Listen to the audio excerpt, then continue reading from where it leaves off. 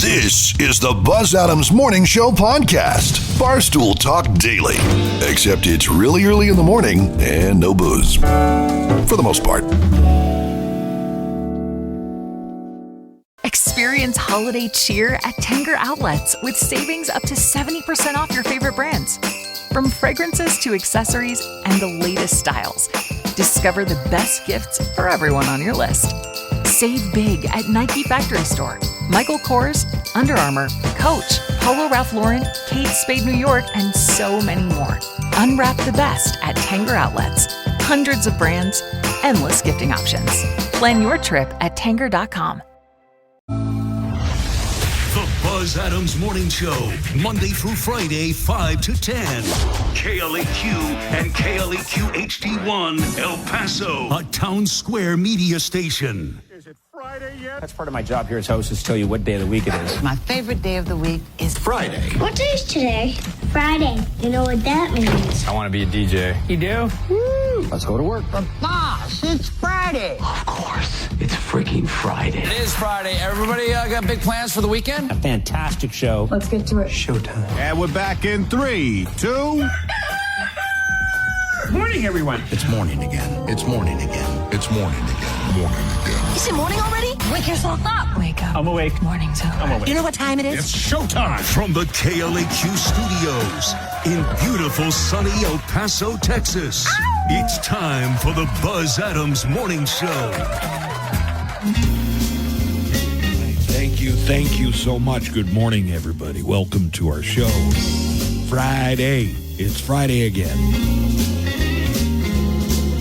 We got a lot coming up on the show today, including a true crime report this morning.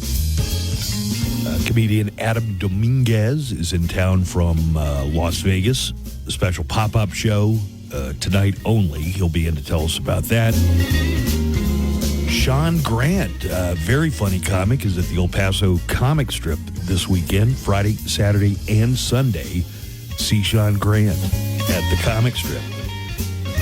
Good morning, Joanna Barba. Good morning, bud. No, my. Something's going on. You got gremlins in your microphone this morning. Oh, dear, that's never happened to me before. I had to smack it. You're going to tell us what's coming up in the Hollywood Cheesemay, but let me let everybody know about the golfers forecast and our weekend weather. Cloudy today. We do have a chance of rain. We're going to peg it at about a 15 to 20% chance of rain today. 54 is all we're going to get for the high temperature, so a little on the chilly side. Tomorrow is going to stay in the 50s, and we are still going to have that 15 to 20% chance of rain for most of the day on Saturday. 57 is going to be tomorrow's high. And then we kind of bounce back, get up close to 70 for Sunday, 67 for the high temperature, partly cloudy, maybe some showers in the morning, but clearing off in the afternoon on Sunday. As far as golf, for you golfers, Sunday's probably your best bet. This golfer's forecast brought to you by Painted Dunes Desert Golf Course. You can set up all your tee times and reservations online at painteddunes.com. That's painteddunes.com. Or you can call the Pro Shop, 915-821-2122 for Painted Dunes Desert Golf Course. In about an hour, Joanna's going to have the Hollywood Cheesemay, our entertainment report, on the way. And Joanna, what do we have coming up in today's Hollywood Cheesemay? This is a story that so many of our listeners kept asking me, Joanna, you need to talk about this in entertainment. A band named Knock Loose performed on Jimmy Kimmel Live last week, and people were a little surprised at the selection of music. It was a little hardcore for some people. Knock Loose? Knocked Loose. Knocked? Okay. Loose. All right. Performed with Poppy on Jimmy Kimmel last Tuesday. I don't know who Poppy is either. We play Poppy. We do? Yeah, but this performance was something unlike you've ever seen on Jimmy Kimmel Live before, and people were I'm picturing something like Gwar or Gigi Allen or like something. Like a more tame version of that. Of that, but not much. Yeah, and now the lead singer, Brian Garris, is speaking out on their act, saying, if it scared you, good. I will have some audio for you in entertainment news. And that was which Jimmy? Kimmel? Jimmy Kimmel. Kimmel. Did he have them on because he was a big fan? I don't know why he had them on. Oh, my goodness. Sorry. But they were just the musical guests for that night, and they did not hold back. It was an outdoor crowd, but I should probably see what this looks like, right? yes, for sure. So we will definitely finally talk about this story about Knocked Loose on Jimmy Kimmel Live. I Good can't performance, actually. I think it was real good. Wow.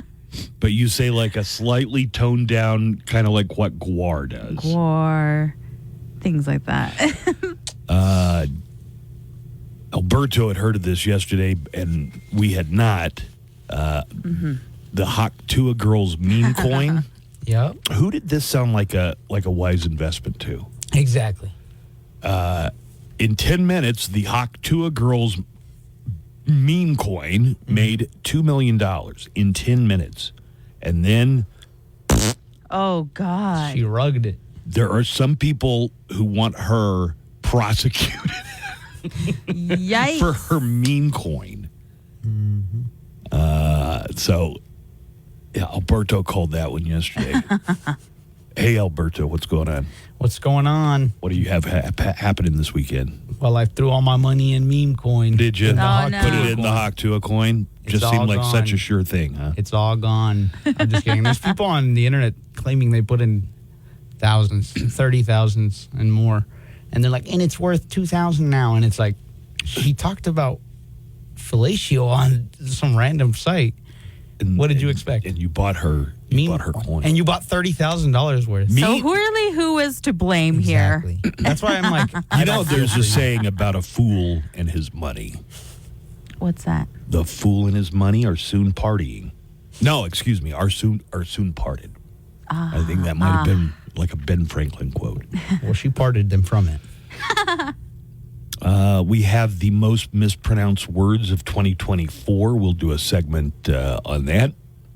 And a lot of them are people's names. We have been saying, and I'm going to mispronounce it right now. I found out I've been saying the name of actor Barry Keoghan all wrong. It's actually Barry Keoghan. Oh. No, not really. Was Barry Keoghan in Gladiator 2? Was he? Was he? No. I saw Gladiator 2. I don't remember Barry Keoghan, or Keoghan, I guess is how you actually pronounce it. They got Pete Buttigieg's name on there. I didn't say it correct, but you're never getting anybody to pronounce that one right. Pete Buttigieg. So we'll review that. Hey, is anybody out there? Okay, so before I bring this up, What? the Oh, yeah.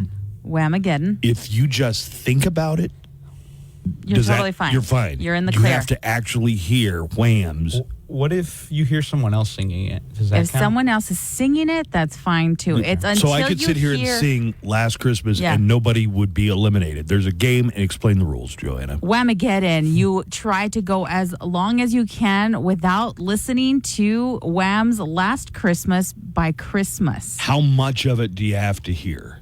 As soon as you recognize what song it is, and if you don't stop listening to it, you are out.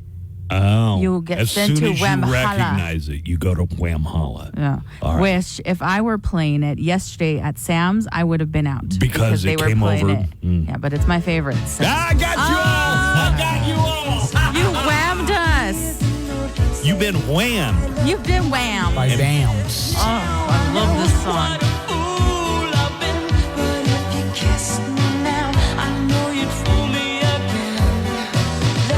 Eliminated. Sorry, Buzz. Thank God I'm not playing. You can play that all you want with me. Have you noticed Do our they have friend? a Mariah Geddon Somebody version? should, but I mean, everybody would be out with that one. Right. There's no getting around that. Did you one. notice our little friend in the studio is dressed for the holidays? We still have our skeleton that's been here since early October for Halloween, and they just put a Santa cap on him. Yeah. I have a little wreath for him as well. Oh, okay. Maybe we'll just dress him up for all the holidays. I didn't notice. You didn't notice? Not one bit. Damn, Buzz. You are not observant. How about news headlines? What are we tracking in the news today? Oh, yeah. Well, Anthem Blue Cross Blue Shield has stopped their plan to cap anesthesia payments. I wonder why they did that. Have you heard of this story? Yes, that they'll only pay for a certain amount, and if they won't pay for anesthesia if it goes over a certain amount, and then you will be left with the bill for however long it runs after that. Or you just tell them, hey, I'm only covering the 15. My insurance only covers the first 15 minutes. And if your surgery goes over, you got to do my. You got to do my heart surgery the last 45 minutes without anesthesia. You know what? I'm not going to lie. That's what I thought too. No, it just meant that if the surgery ran more than, let's say, they were going to cap it at 15, it out of pocket? You would pay for the rest of it. And now they are reversing course. This is the kind of stuff that gets healthy care CEOs shot, you know. And everyone's saying, I wonder what made them reverse course on this. Wait, so they're not they're not going they through have with it? now Can you imagine? Abandoned those plans. Like, have you ever been medically put out for you've never had that done? Surgery. It's so weird because 1 minute you're awake and the next minute, 1 minute you're awake again. It puts you out so quick. I've never had a surgery. Can you imagine somebody, I don't know if you can hear me in there, but your coverage for anesthesia Your coverage has ended, and you will now be covered for the rest. You're going to be feeling everything from here on out with your operation. Well, they have abandoned those plans, and they say they will not be going forward with that plan.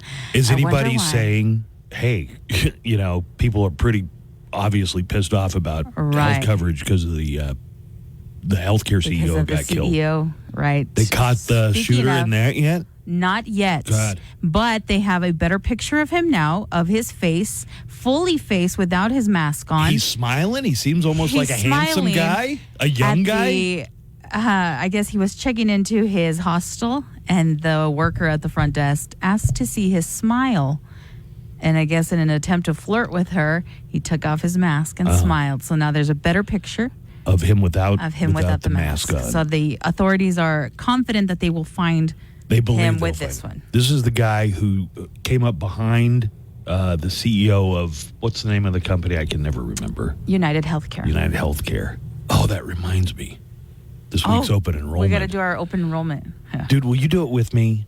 Okay. Come on, just to help me walk through it. Remember our boss said there's somebody that could help you with that. Yeah, but you've seen the kind of luck I have. That's true. You've witnessed the kind of luck I have with holding technology. Your hand step by step then. I appreciate that. All right. Coming up today in Sound Clips, we've got all the Sound Clips making news on the way. Nico should show up, I guess, in the next 30 minutes or so. Yeah. We'll see when Nico gets here. The Daily Calendar. Today, December 6th. Yeah, today is Mitten Tree Day, so put your mittens in a tree. So glad we have that. It's also National Gazpacho Day. Waiter, my tomato soup is cold. You're welcome. And it's St. Nicholas Day for the real St. Nicholas, a bishop who gave gifts to the poor and to kids, maybe hard candy, mittens he found in a tree. And it's National Microwave Oven Day. We celebrate by not setting the clock on there. Is it 12 o'clock? And that's your daily calendar. Hey, it's Chuck, and tonight on Loudwire Nights, do not miss The Pit. Nothing but rip your nutsack off metal for 1 hour starting at 11 on 95.5 KLAQ. Broadcasting to El Paso. The Buzz Adams Morning Show on 95.5 KLAQ.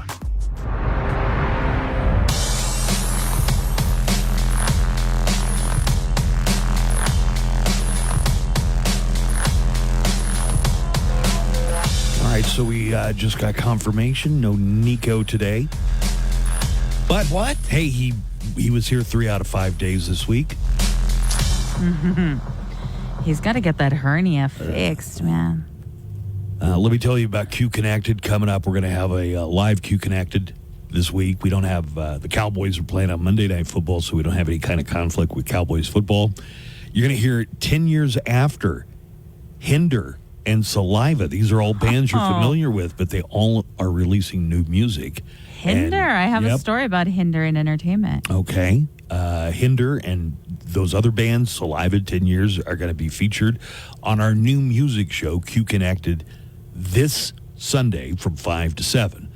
Plus, your host, Daniel Paulus, puts the spotlight on local talent. We always put a spotlight on our local and regional bands, including Arcadian, Obscure, Against the Edge, and Viva Vendetta. Best new rock and a special focus on local and regional rock. It's Q Connected, 2 hours of nothing but the best rock, Sundays 5 to 7 on 95.5 KLAQ. I was surprised. I brought up a picture of somebody. There's a story about him, and I was surprised Alberto immediately recognized who it was. It was that Oliver Anthony. Mm-hmm. And I didn't know what you were doing, but you were singing that song that he sings. What's it called? Man, the name of the song? Richmond, north of Richmond? Yes. I was about to say, I do not remember. How are you familiar with that song? With this artist? Because, like, when the song became viral, it was very good. And it does have a good message. But then, I don't know. You listen lyrics and everything. Yeah, I listened to it a couple times, and I was like, yeah, it's true, but... Well, before we even really get into sound clips, since I brought it up, Oliver Anthony, that redheaded dude who had a surprise hit. He didn't have a record deal or anything, but he put out this song called Richmond, North of Richmond. He just posted a video on YouTube, and it's all about how much he hates the music industry, and he chooses to focus most of his ire on Beyonce. Oh. Yeah, so here is... on Queen Bay? Oliver Anthony, really with some pretty vehement words about Beyonce. One of the guys I worked with, he wanted me to make some stupid post about Beyonce's country album, about how it was good, even though it was complete trash. It makes me just want to throw up. Trying to listen to the beginning of her version of Jolene. It's just total cringe. It represents how degenerative our society has become, that a song like a Beyonce version of Jolene can come out and anybody actually listen to it and think it's just not complete trash. I don't know the Beyonce cover of Jolene, but I thought that that Texas Hold'em song was not terrible. I don't understand why people gatekeep music. Like, who are you to say who can or can't make music, and that's related to the degeneracy of society? Whatever. Let's go ahead and get to our sound clips. And now, today in Sound Clips. All right. We are going to hear some very, very tense moments from a meeting having to do with the Secret Service yesterday. A screaming match broke out during a House task force investigating the assassination attempt against President-elect Donald Trump. Texas Representative Pat Fallon was questioning Ronald Rowe, the acting director of the Secret Service. Okay, you got to follow this. Yes. It's almost like a shell game here. And he was grilling him about his attendance at a 9/11 memorial service. Fallon, the Texas rep, accused Rowe of putting the protection detail for President Joe Biden out of position by his choice of seats. And then they got into it over 9/11. I was there. I was a responder. Rowe, who's the acting Secret Service director, exploded. And we have some of the audio. So Fallon, the Texas rep, showed the picture at the memorial event, and this is how acting Secret Service Director Ron Rowe responded. I was there going through the ashes of the World Trade Center. Mm-hmm.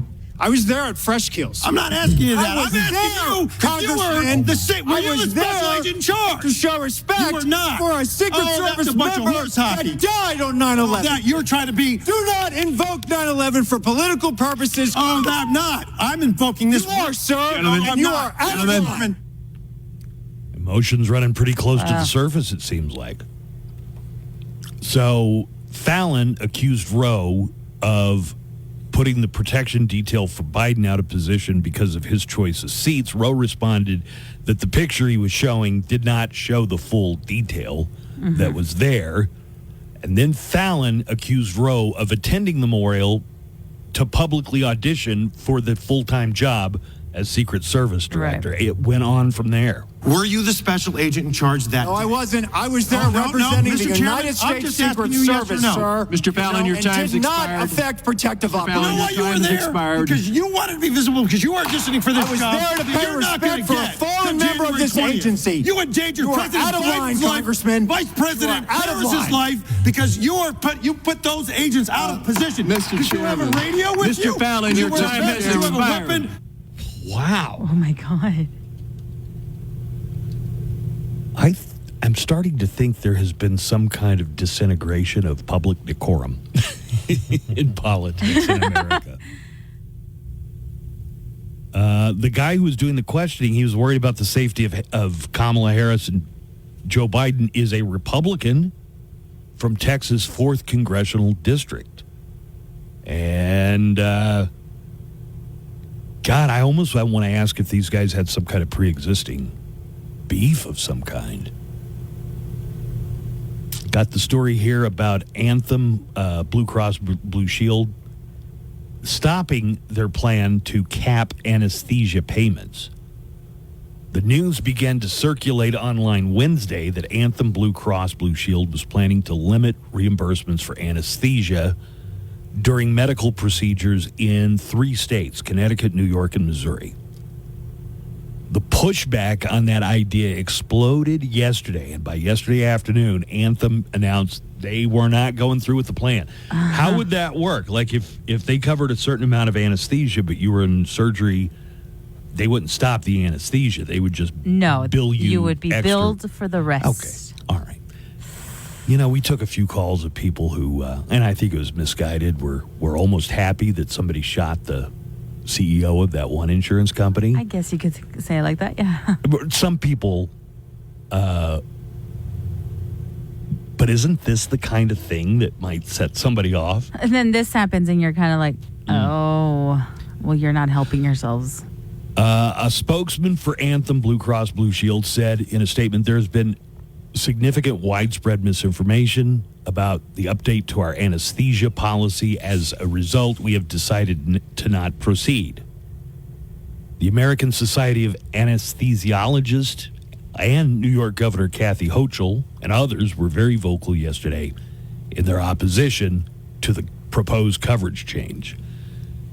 Here is Connecticut Controller Sean Scott talking to NBC News, said that he heard from a large number of people in his state, one of the states that would have been affected, about the plan to put a limit cap on anesthesia for medical procedures. I think the outpouring of concern that I heard from my constituents was just shock. All right, a little more from the Connecticut Controller Sean Scott. It's not in the best interest of the patient to cut off their coverage for anesthesia in the middle of a surgery just because it's reached some arbitrary time limit. A time limit? So it's not even the amount of anesthesia they're giving you. No, it's a time limit. It's a time limit. Wow. I guess that's right before the surgery. You want to tell the doctor, hey, hurry it up. Yeah. No, don't be lollygagging no it in there. lollygagging. Just get to the point before the time limit on this anesthesia runs out. Because I don't want to feel any of this while you're rooting around inside me there. Good Lord. Dude, not going to lie. The first time I heard it, I thought, wait a minute. They're just going to stop the anesthesia? Right. No. Stop the drip. Right? And cut him off here. There are more mystery drone sightings. We heard earlier this week people in New Jersey have been saying they've seen drones. Some of them, people say, bigger than the vehicle they were driving. There have been more mysterious drone sightings over critical infrastructure. The FBI continues to investigate the unidentified objects in New Jersey. And the police chief of Florham Park, New Jersey, told residents in a message that drone sightings have been reported above water reservoirs, electric transmission lines, police departments, and military installations. The message went on to add their presence appears nefarious in nature. So let's hear a little bit of audio from New Jersey Mayor of Florham Park, New Jersey, Mark Taylor, talking about how big some of these drones flying over critical infrastructure are? They look like a small car to me. Their wingspans are probably 6 feet across. Wow. Yeah, we heard from people saying that they've seen them. They don't know who they're from or who's flying them or what they're up to. The world's oldest bird just laid an egg at the age of 74. What the hell? Oh, my. You know, some birds, like the African gray parrot, can live to be 120 years. Dude, birds live forever. Some do, yeah. Yeah. Well, this bird is named Wisdom, and she is an Alaskan albatross that lives on an island in the Pacific. It's pretty remote. It's about 1,200 miles northwest of Hawaii. And they've been tracking her since the 1950s. Wow. Well, I don't know how they got the age at 74, but they say this bird's 74 and just laid an egg. Here is Sean Dooley, bird expert, talking about Wisdom the albatross. This is quite extraordinary. This beautiful bird, Wisdom as they've called her, was banded in 1956 by researchers, and she was laying an egg then, and it takes at least 5 years for them to be old enough to breed. So she's at least 74. She may be older. The general age of a Alaskan albatross is usually no more than 40 years, as far as the researchers can tell. So she's an extraordinary creature. And she's still having babies. Well, I don't know if there's a baby albatross in that egg or not. Oh, good point. Damn, Buzz. There's a story out of Florida. A teacher in Florida was arrested after he was found naked in the elementary school that he works. And he had weed, a laptop, and sex toys. Here, local police talking about teacher Joe Urias being arrested. Male saw a deputy, quickly got dressed and exited the school. Deputy tried to apprehend him, and at that point, the now clothed, formerly nude male committed battery on that deputy. There was nobody inside the school at the time. You know, as to the vulgarity, I think I just don't even want to get into his mind and think about what he was thinking. All right. Nuts roasting. Okay, but have you ever actually seen a chestnut? You hear that song about chestnuts roasting on an open fire? Have you ever roasted chestnuts? Have you ever even had a chestnut? No. What does a chestnut look like? I'm willing to bet that you haven't, and there's a reason for that. Roasting on an open fire. Mm-hmm. Oh. Apparently, chestnuts went essentially extinct last or Tuesday at the Christmas in Rockefeller Center. They had a couple of guys who own a business called the Great Chestnut Experiment, where they are trying to bring chestnuts back, and you can order. So they're not completely extinct, but here are the guys from this company all about chestnuts explaining why most of us have only heard about it in that Nat King Cole song. Okay. Chestnuts actually went functionally extinct. It was affected by a blight we brought over, and all 4 billion trees died. But we've been working with farmers who are bringing them back. The chestnuts are part of the holiday tradition because of when they're harvested. It was really common for people to gather together and gather chestnuts. I always describe that a chestnut tastes like the cross between a sweet potato and a chickpea. You roast them over a fire. It brings a great scent and a wonderful warm feeling. They're both soft and sweet. How does this a guy perfect know? treat for the holiday to share with friends. They're the chestnut guys. Well, how do they know if they're extinct? They're not. They're virtually extinct. They're an endangered species of nut. Okay. But apparently it's been that way for a long time. Here's a video that's also explaining this. Nuts roasting. Okay, but have you ever actually seen a chestnut? Because I know I haven't, and honestly, their story is kind of sad. So it turns out that chestnut trees actually used to be pretty easy to find in the eastern U.S. They were massive, 100-foot tall trees that were found from Maine to Alabama, and they were a major food staple. But the number of chestnut trees started declining in the 1800s when an ink disease killed off the more southern ones. Then in 1900, a blight came through and knocked out around 4 billion of them in a 50-year period. It's Okay, hold on, but that chestnuts roasting on an open fire song is more recent than 1900. Yeah. spread so fast that it led the U.S. to create quarantine laws for plants. Now it's almost impossible to find a fully grown chestnut tree in the U.S., but they're not technically extinct because the disease can't reach the roots underground. So these old roots will put up new growth every once in a while, but that new growth always gets infected by the blight and eventually dies. Researchers are working on ways to grow blight-resistant chestnut trees, whether through crossbreeding or genetic modification. But it's going to be a while before there are American chestnuts in the forests again. So if you have had a chestnut, it's probably been imported or it's from a different species of tree. All right. And these... So it's not a pure chestnut. Chestnut. I'm a chestnut. Yeah, you are. I'm a big fan of chests. That makes me a chestnut. Oh, yeah.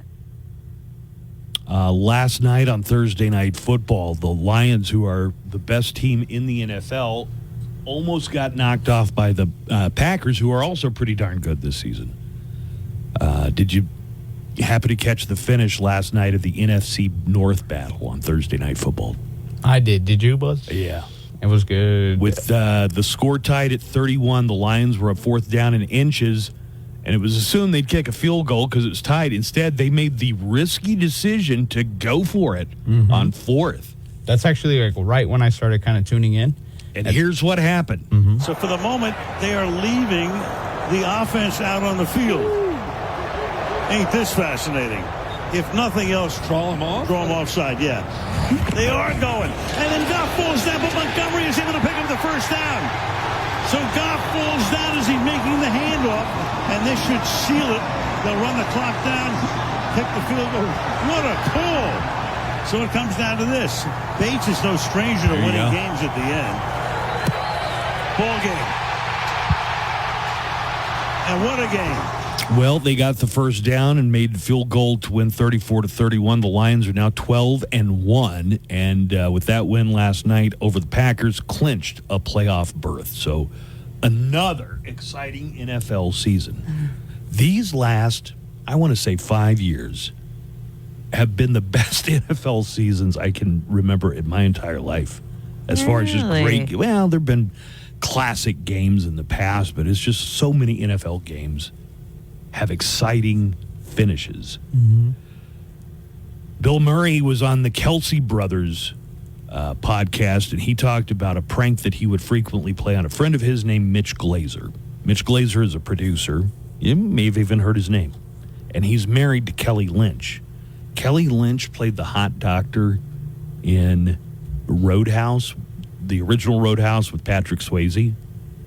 And Patrick Swayze is kissing on her and stuff. So on the New Heights podcast with Travis and Jason Kelsey, Bill Murray was asked about this prank that the Kelseys had heard of. We recently reviewed Roadhouse, the original Patrick Swayze film. There is a legend out there. You used to call the husband of Kelly Lynch anytime a particular scene came on with Patrick Swayze on the television. Is this rumor true? I did not identify myself, but I just said, hey, as a friend, I think you should probably turn on TBS right now.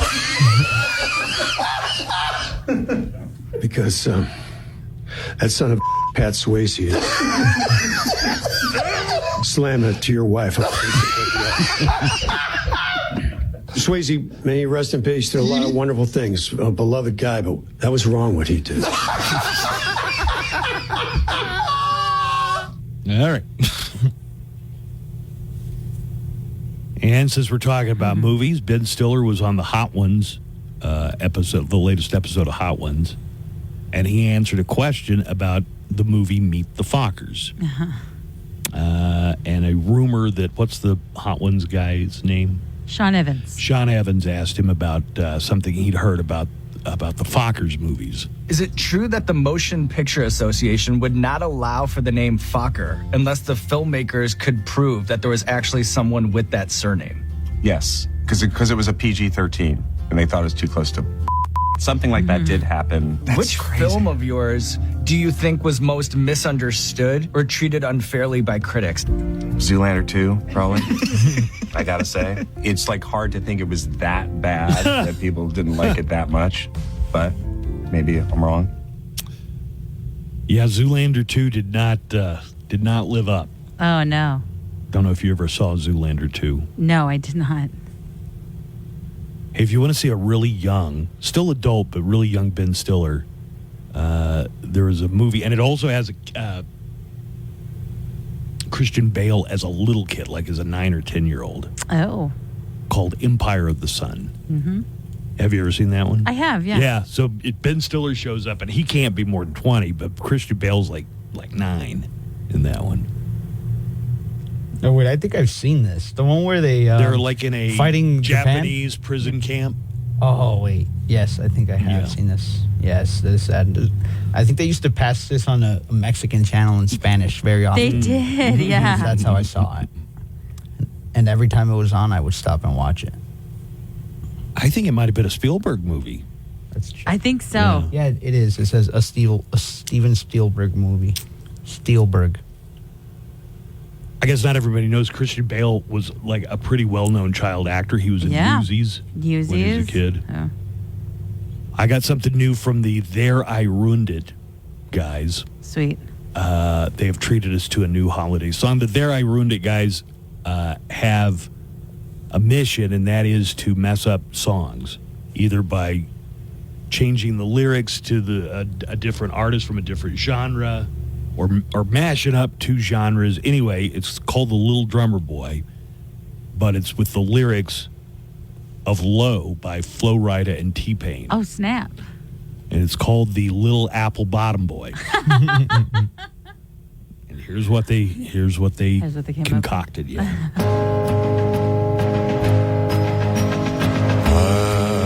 Apple bottom jeans, boots with a fur. Yes.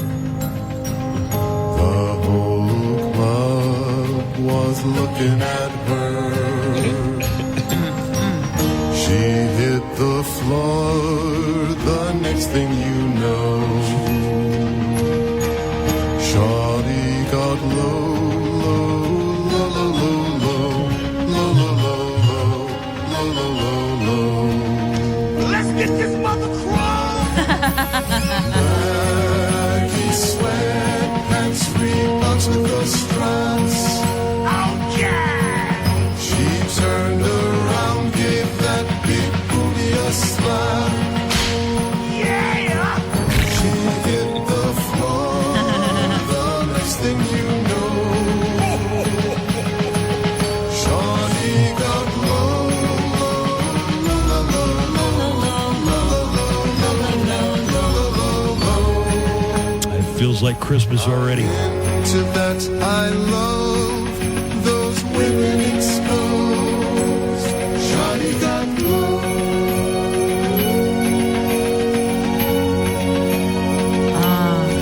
All the makings of a Christmas classic right there. She said all the makings of a Christmas classic, little John. This is Double G. Coming up after the Buzz Adams Morning Show, El Paso's Best Rock will help that workday go by quicker so you can get into your weekend sooner. Right here, starting at 10 on 95.5 KLAQ. 95.5 KLAQ and Kansas with Carry On Wayward Son. Joanna is going to have the Hollywood Cheesemate coming up in the 7 o'clock hour. We'll get to that. We have a true crime report today as well. And much more ahead on the show today. They've got a list of the most mispronounced words and names of 2024. And there are a couple on there that I realize I've been saying them wrong. Kamala Harris, Yeah. is on there. But the British actor, I don't know if he's Irish or Scottish or whatever, but who was in Saltburn? Barry? Yeah. It's not Keegan. Oh, man. I've been saying it wrong. I've been saying Keegan too, but that's not what it is. Here's what they're saying about the killing of the United Health CEO, Brian Thompson. Really like an assassination is what it was. Or a contract killing, although they authorities say that they don't believe the person was a professional assassin. They think it was somebody who had a grudge against either this specific healthcare CEO or healthcare CEOs in general. And part of it has to do with words written on some of the bullet casings that were found at the scene. The words were deny, defend, and depose. And Reuters reported that those words are similar to the title of a book critical of the insurance industry that was published in 2010. That book was called Delay, Deny, Defend: Why Insurance Companies Don't Pay Claims and What You Can Do About It. The guy who wrote the book was a no comment when Reuters reached out to him. He's all, I can't really say anything on this right now. In addition to the casings, police discovered a water bottle and a candy wrapper they believe could have DNA evidence, as well as a cell phone, all believed to be linked to the shooter. And the NYPD has announced a reward up to $10,000 for information leading to the arrest. He's still on the loose. What are the authorities saying? They think they're probably going to catch him? They're confident that they might catch Well, him. because now they have a picture of him without a mask with on. his face, right. Thompson's wife, Paulette, told NBC News her husband had been the target of threats, but she didn't know who was making them. She told NBC News, I don't know, lack of coverage, I don't know the details. Isn't the spouse always the prime suspect in something like this? Usually, yeah. They were living separately, I think. They were living in different households, the wife and the CEO. But she had mentioned before that he's already gotten threats and never really took him seriously, which is why he wasn't seen with any security. So I got to recreate this. There's an article today in the Times about Hunter Biden and his pardon from Joe Biden. And I showed Joanna the picture of Hunter Biden walking. I said, how old do you think his wife is? And you said, I don't know, 40s. But you thought I was talking about the woman on the right. That's Dr. Jill Biden. That's his mother-in-law. Oh. That's his wife on the left. She looks 20. Yeah. I mean... Okay. Yeah, she does. Here is what some people are saying. First of all, interesting. Joe Biden had been saying for months, he must have said it 100 times. If he said it once, I will not pardon my son. It was repeated by senior staff, including White House spokesperson Karine Jean-Pierre, numerous times that he would not. He was going to leave it up to the jury. Well, the backlash against President Biden was predictable from some quarters. Here is what Marjorie Taylor Greene had to say. Joe Biden is a liar and a hypocrite all the way to the end. Oof. Well, I guess you would expect that from space lasers, right? But here's what Democrat Adam Schiff said about the pardoning. It sets a bad precedent. Biden leaves office in just a little over a month, January 20th. He's all, boom, pardon. Here is Douglas Brinkley, who is a presidential historian and professor of history. He says the problem that President Biden has legacy-wise is he said he wouldn't pardon his son. He gave his word, crossed his heart, and then, alas, he ended up pardoning his son. It will strike some people as unfair, and other people will say it's a father doing what he had to do. A few people, even Republicans, have said that. They've said, I would have done it too if it was my son, but he shouldn't have said he wasn't going to do it. Bill Clinton said that he shouldn't have. Somebody who knows a little bit about lying said that he shouldn't have done it, and it's a dark blotch on his presidential legacy. Let's see. Here's something else that the historian Douglas Brinkley said. He's a professor at Rice University, too. Hunter Biden's been an albatross around his father's neck for his entire presidency. I get the feeling that Hunter is the type of kid who probably got away with a lot of stuff he sounds and like was he was old like- and never got more than a slap on the wrist from his parents. He sounds like he was probably a bratty kid Right. and then like a douchey, Adult. like a young adult. Yeah. He seems douchey now. Yeah, right. Like you see Hunter Biden, you're like, ugh, this guy. That's why anytime somebody would call in and talk about, try and provoke me into an argument because of Hunter Biden, it's like, you're not going to get me to defend Hunter Biden. Right. I think. As soon as he was going around the country getting jobs on boards of foreign energy companies, only because his last name was Biden, his father should have said, knock it off. Yeah, right. Biden, you should have Stop. done something. If anything, let's judge Biden for his bad parenting on that one. All right. Well, anyway, the pardon is done, and there are plenty of people, Democrats and Republicans alike, who are saying that this is just a... Yeah. But at this point, I think Biden's like, you kicked me off the ticket. I don't care. Yeah, Biden's like, I don't care. I don't give an F. Kids, it's Joe Biden. Did the elf on the shelf catch you doing something naughty? Well, don't worry about it. Introducing elf on the shelf pardons. What if the elf on the shelf caught me stealing money out of my dad's wallet? Pardon, kid. What if the elf on the shelf caught me lighting firecrackers in the basement? You're pardoned for that too, kid. Wow. What if the elf on the shelf caught me for tax evasion? What? And Chip off the old block. You're pardoned just like Hunter. nice. Elf on the shelf pardons. Get pardoned for being a naughty kid today. The Buzz Adams Morning Show, Monday through Friday, 5 to 10. KLAQ and KLAQ HD1, El Paso, a town square media station. We're back. Hey, right on, Buzz. Buzz in the Morning Show, 95.5, The Q.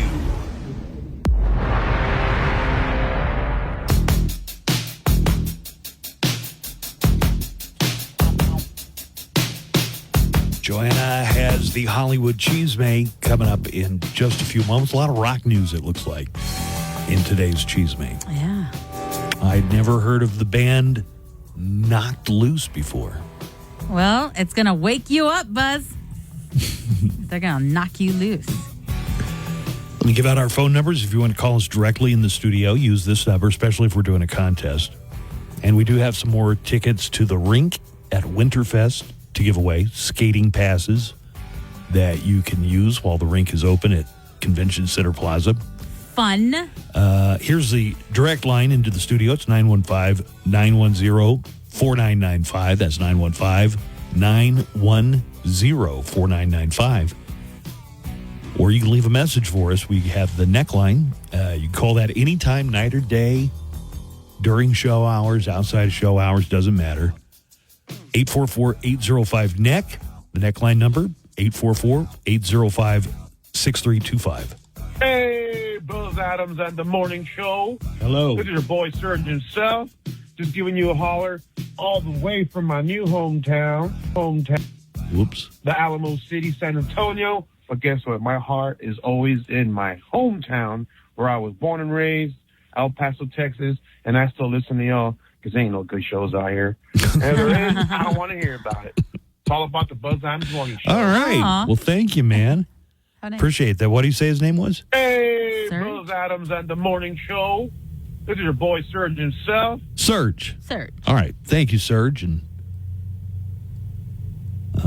you ever spent much time in San Antonio? Never been. You've never been to San Antonio. No. Have you ever been to Dallas? Nope. Have you ever been outside El Paso? Not anywhere in Texas. Really? Never been anywhere in Texas. Houston? I go Never west. been anywhere in Texas? You Yeah. live here. Yeah, but just barely. here. It's yeah. I go west more. Well, okay, but there has to be one other. On a school trip or something, you had to have gone to Nope. Lubbock. Wow. Midland. Nope. Boo. Van Horn. Texas is the You've best state in the nation. And you should go. We should do a summer road trip where we're just driving and then we stop and do the show from wherever we've driven to. Let's not so even you wait for can summer. see the rest of Texas. I'd like to do that. Yeah. Okay, I'm going to blow your mind Everyone's here. always like, you'll love San Antonio. Let's not. Yeah, wait there's a for lot to do. summer. There's definitely a lot to do. And it's not very far from Austin, so I like, places like Denver. I like their omelets. That's about it. There's an ocean on the other side of the state. It's trippy because when you go down to like south the valley. The Valley? Yeah. Okay. You know what I'm talking about. Brownsville, Yeah. Harlingen. Oh, my brother's there. It's much like being in El Paso, except they have marinas. Except there's A lot of aquatic life. Yeah, there's aquatic life. There's a lot of boating that goes on. I hear. A lot of seafood. But So it's like El nothing- Paso. yeah. It's bizarro El Paso because we have no water and they got water everywhere. Also, there are parts of Texas where you do have to be on the lookout for alligators. Oh, dear. Hot damn. Well, The other side you're of the really state, selling me on this, Buzz. it's either oceanfront or swamp. Oh. For Padilla. For Padilla. What's Padilla doing? Oh, for Puga. Puga's All right. bringing the comic. Anyway, there's this whole state. You could take off driving while it's still dark outside and drive, and it would turn dark again, and you're still in Texas. So one time, I have my friend was living in Austin at the time, and we were getting the tickets to see Stevie Nicks, and he was like, "Well, she's coming to Austin. Come to Austin." And I'm all, you know what? She's also going to be in Phoenix, and I think it's just easier if I go to Phoenix. Whoa. This is a weird bias you have. What's wrong with the rest of Texas? I don't know. It's never appealed to me.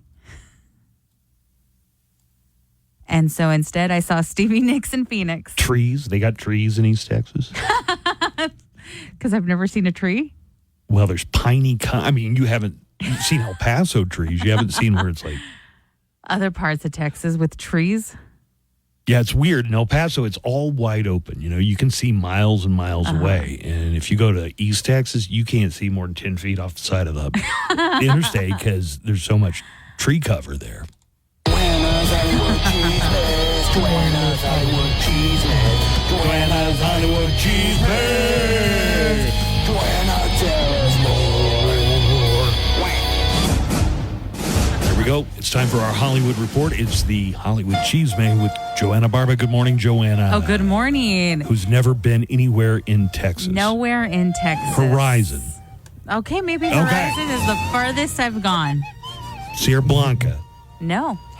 Alpine. Nope. Van Horn. You keep naming things. I've told you I've never been anywhere in Texas. Monahans. What? No. Oh, well, anyways, ABC's Dick Clark's Rockin' Eve with Ryan Seacrest has been a part of America's New Year's celebration, and every year the stars come out to be part of it. Well, yesterday, ABC announced the final lineup of performers for this year's New Year's Eve celebration. The music will take a decidedly country angle, and Carrie Underwood was revealed as the headliner for the event, along with Megan Maroney and British singer-songwriter Sophie Ellis-Bextor, and previously announced performers Lenny Kravitz, Teddy Swims, Tinashe, Cody Johnson, and Thomas Rhett. Your hosts this year, Ryan Seacrest and Rita Ora. The event will air live Tuesday, December 31st on ABC, beginning at 8 p.m. Eastern. Do you watch the Dick Clark's Rockin' New Year's If Eve? somebody has it on, and if I'm staying up, What do you usually do New Year's? a lot of times I'm on my way back. Oh, you're like a lot of times I have to work on the 2nd. Oh, that's right. Yeah. And if not, I don't know. Usually if I'm up in Oklahoma for Christmas, some friend from high school is having a party or something.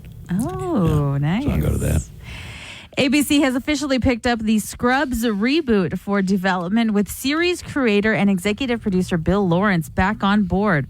Now that Lawrence has signed on, 20th TV is moving to secure the original cast that includes Zach Braff, Donald Faison, Sarah Schock, and John C. McGinley. The potential involvement of Judy Reyes as Carla Espinosa is reportedly up in the air since she is a series regular on the ABC drama High Potential. The original Scrubs ran for 9 seasons on NBC from 2001 to 2010.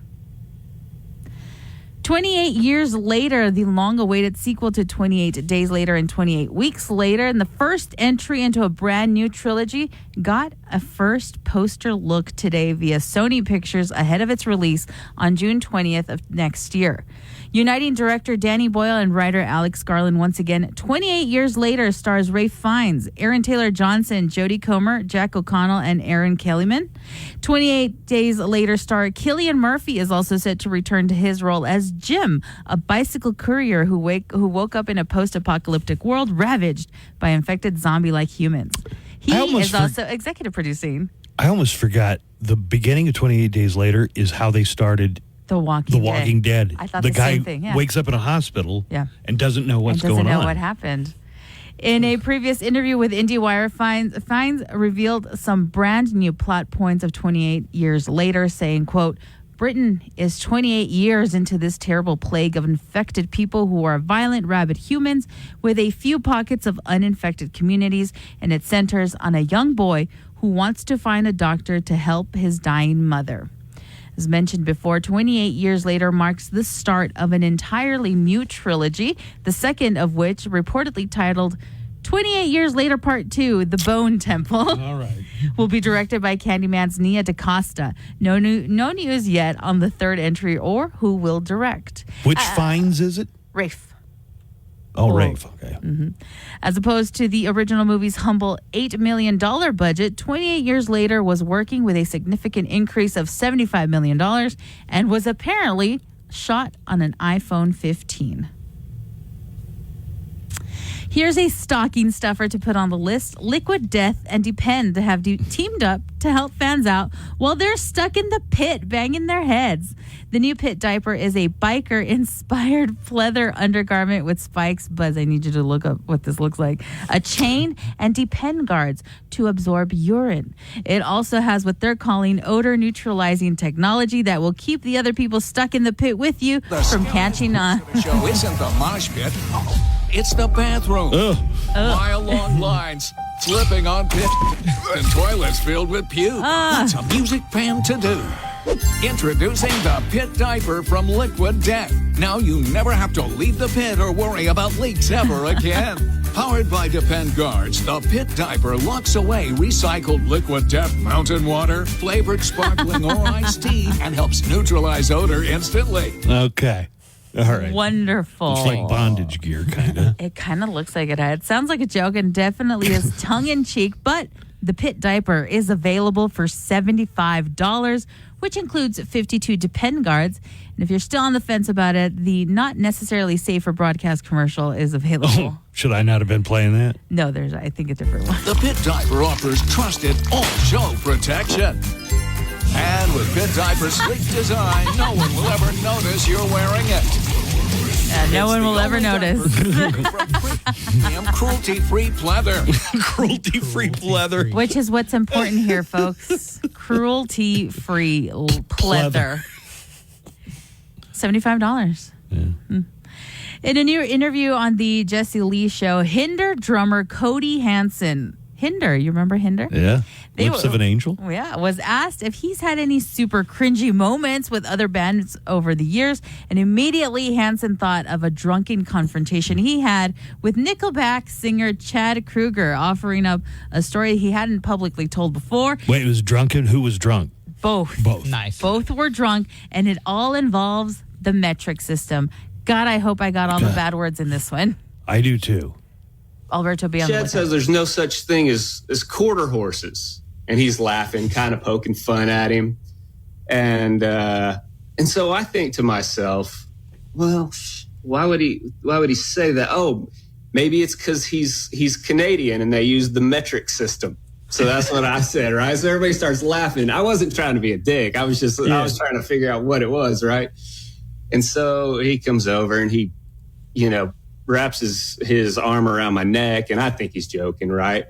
And then I notice, like, he starts really squeezing.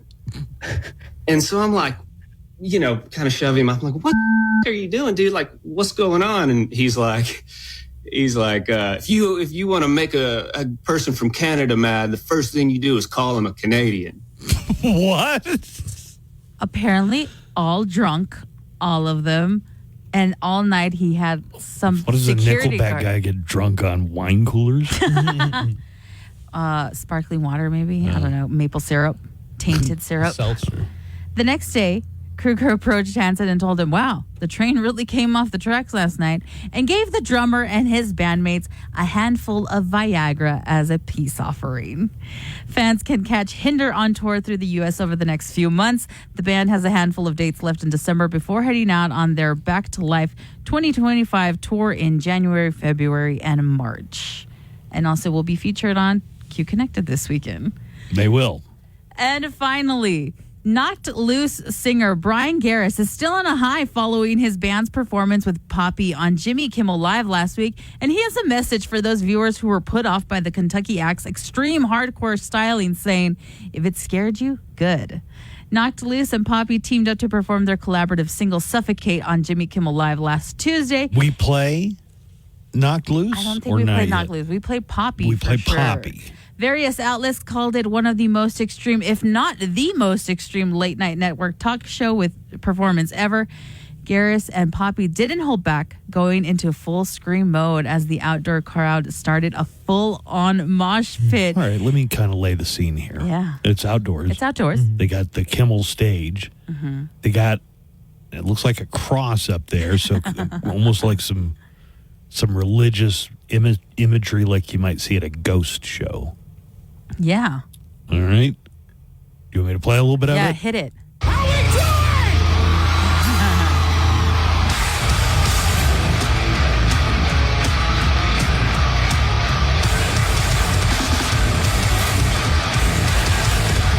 This goes hard. Yeah. I want to hear that.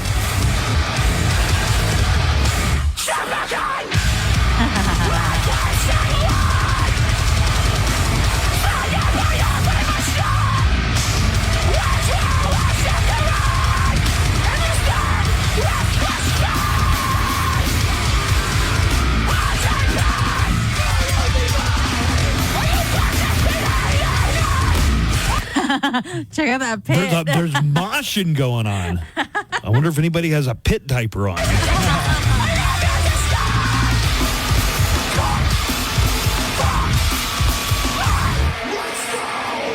Wow.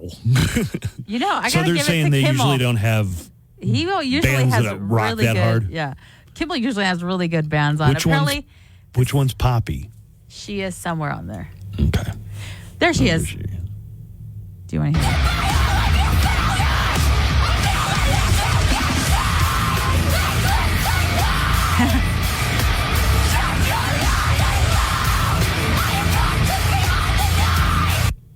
I like how she's How wearing do that you little sing dress. like and that night in and night out? There's and a still whole have a art voice to it. Yeah. Remember, we've interviewed the woman who. I wasn't here for that interview. Oh, you weren't. Well, she does the training. Like there's for a all right of them. way and a wrong way Yeah, to do you it. don't want to ruin your vocal cords doing that. So she has like techniques and methods that they can do so they can continue doing it every night. Right. Well, apparently the scene was too much for certain viewers. The Mirror posted an article shortly after saying that viewers were demanding an apology after they tore up the stage. One viewer wrote on social media saying, "You know, I was trying to enjoy the program. I was sitting on the couch with my son, who was an adolescent, waiting to see the musical guest because we like the nice music the show usually books. Okay. By the third or fourth jaunt from the guitars, my son was in tears. He doesn't like scary things. And quite frankly, grow up. I think Jimmy Kimmel and his staff should make a formal apology." All right, Karen. Well, the lead singer is saying, "We thank you so much. And if it scared you, good." All right.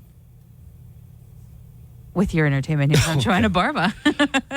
How I think I about- became a fan of Knocked Loose Well, yeah, and Poppy too, I guess. and Poppy. Let's check our late night roundup. If you didn't stay up watching TV, we got a recap for you every morning. Funniest moments. Dove is collaborating with the viral cookie shop Crumble on a line of body care products inspired by cookie flavors. Hopefully this goes better than when they tried cookies inspired by soap flavors. They did not sell a lot of Keebler antifungal stripes. I heard that this holiday season, Uber is delivering Christmas trees to customers nationwide. You know your tree came from an Uber driver when there are several bites taken out of it.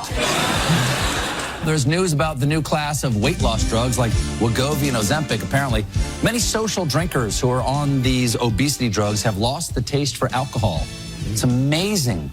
They've made people lose the taste for food and booze. Do you know what that means? Science is this close to curing fun. I'm Daniel Paulus, and whether you're wrapping up your workday, See me at Vida 6901 North Mesa or visit www.vida-cbd.com. Live from the KLAQ studios, the Buzz Adams Morning Show. Courtesy of Glasheen, Vyas, and Inderman Personal Injury Lawyers at GVILaw.com.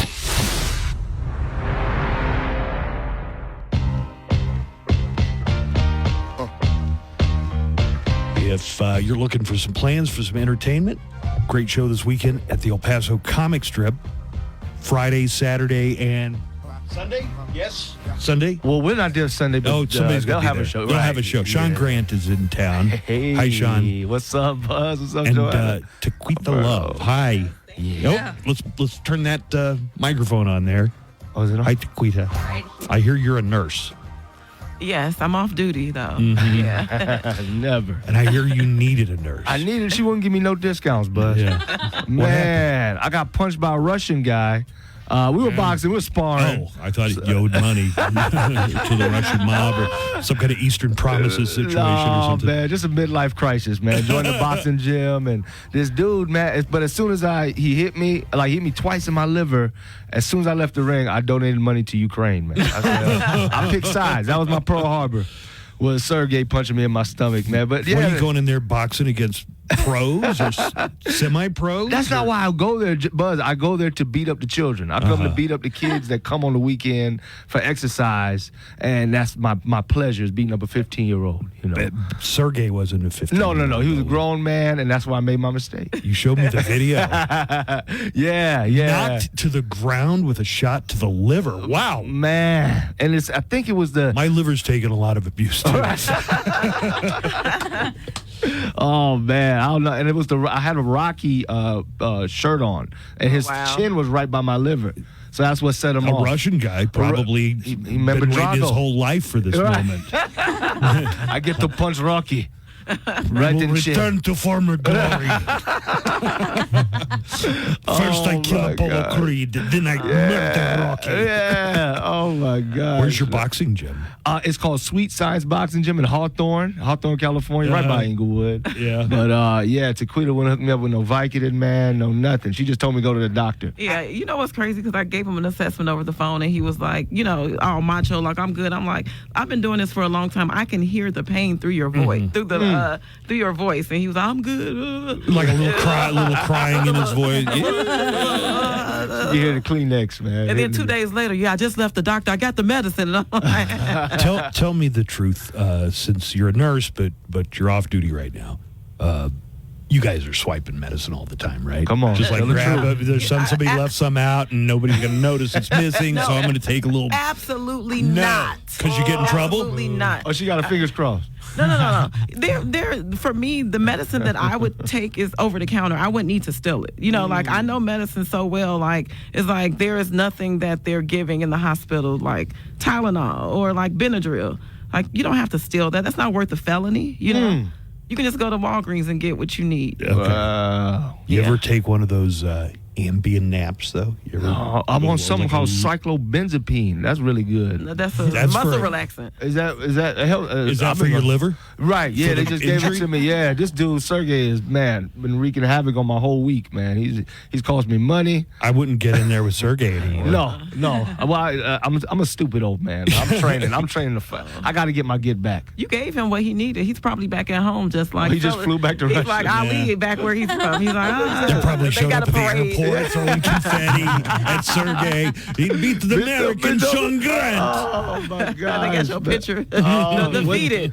Went to Inglewood, beat up black guy, leave unscathed. Taquita, do you also live in the Los Angeles I do. area? I live in the Burbank area where coyotes will take over your life. Yeah. Mhm. I got to fight coyotes, not a Russian dude. Yeah.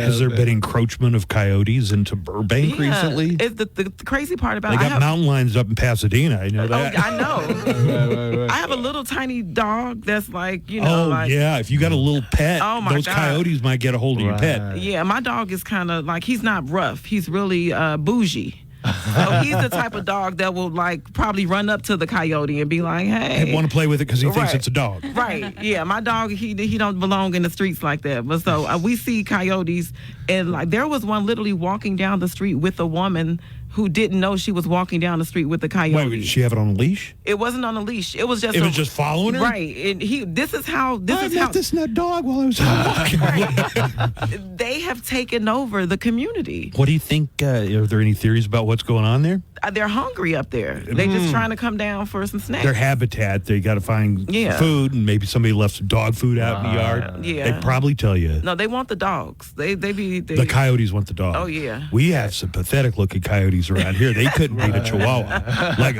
our starving desert coyotes are the mangiest, saddest, sorriest looking. Oh my like the hyenas on the Lion King. Oh. They're like, yeah.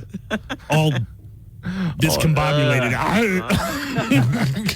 Sad. Oh my gosh, man! I couldn't deal with none of that wildlife. I like urban life better. I can deal with gunshots and stuff like that. But well, you can. You got both. We got liver shot. Well, yeah. Oh man, yeah. If I have to deal with both, that's a little much. Yeah. No. Like it's like as soon as the sun go down, it's like The Walking Dead. You just close everything. It's like no, I don't let my dog out. Oh my gosh. They probably tell you don't leave the dog's food out either because that's going to attract. Yeah. We get a lot of raccoons in my neighborhood. Oh, word. Raccoons are the worst because they got thumbs. They can yeah, they can handle a gun. Yeah, they can handle a gun if they wanted to. If I leave my garage open, I'll go and I'll find they've grabbed stuff like as a team effort. They took an entire bag of dog food out of my garage and got it halfway across the yard.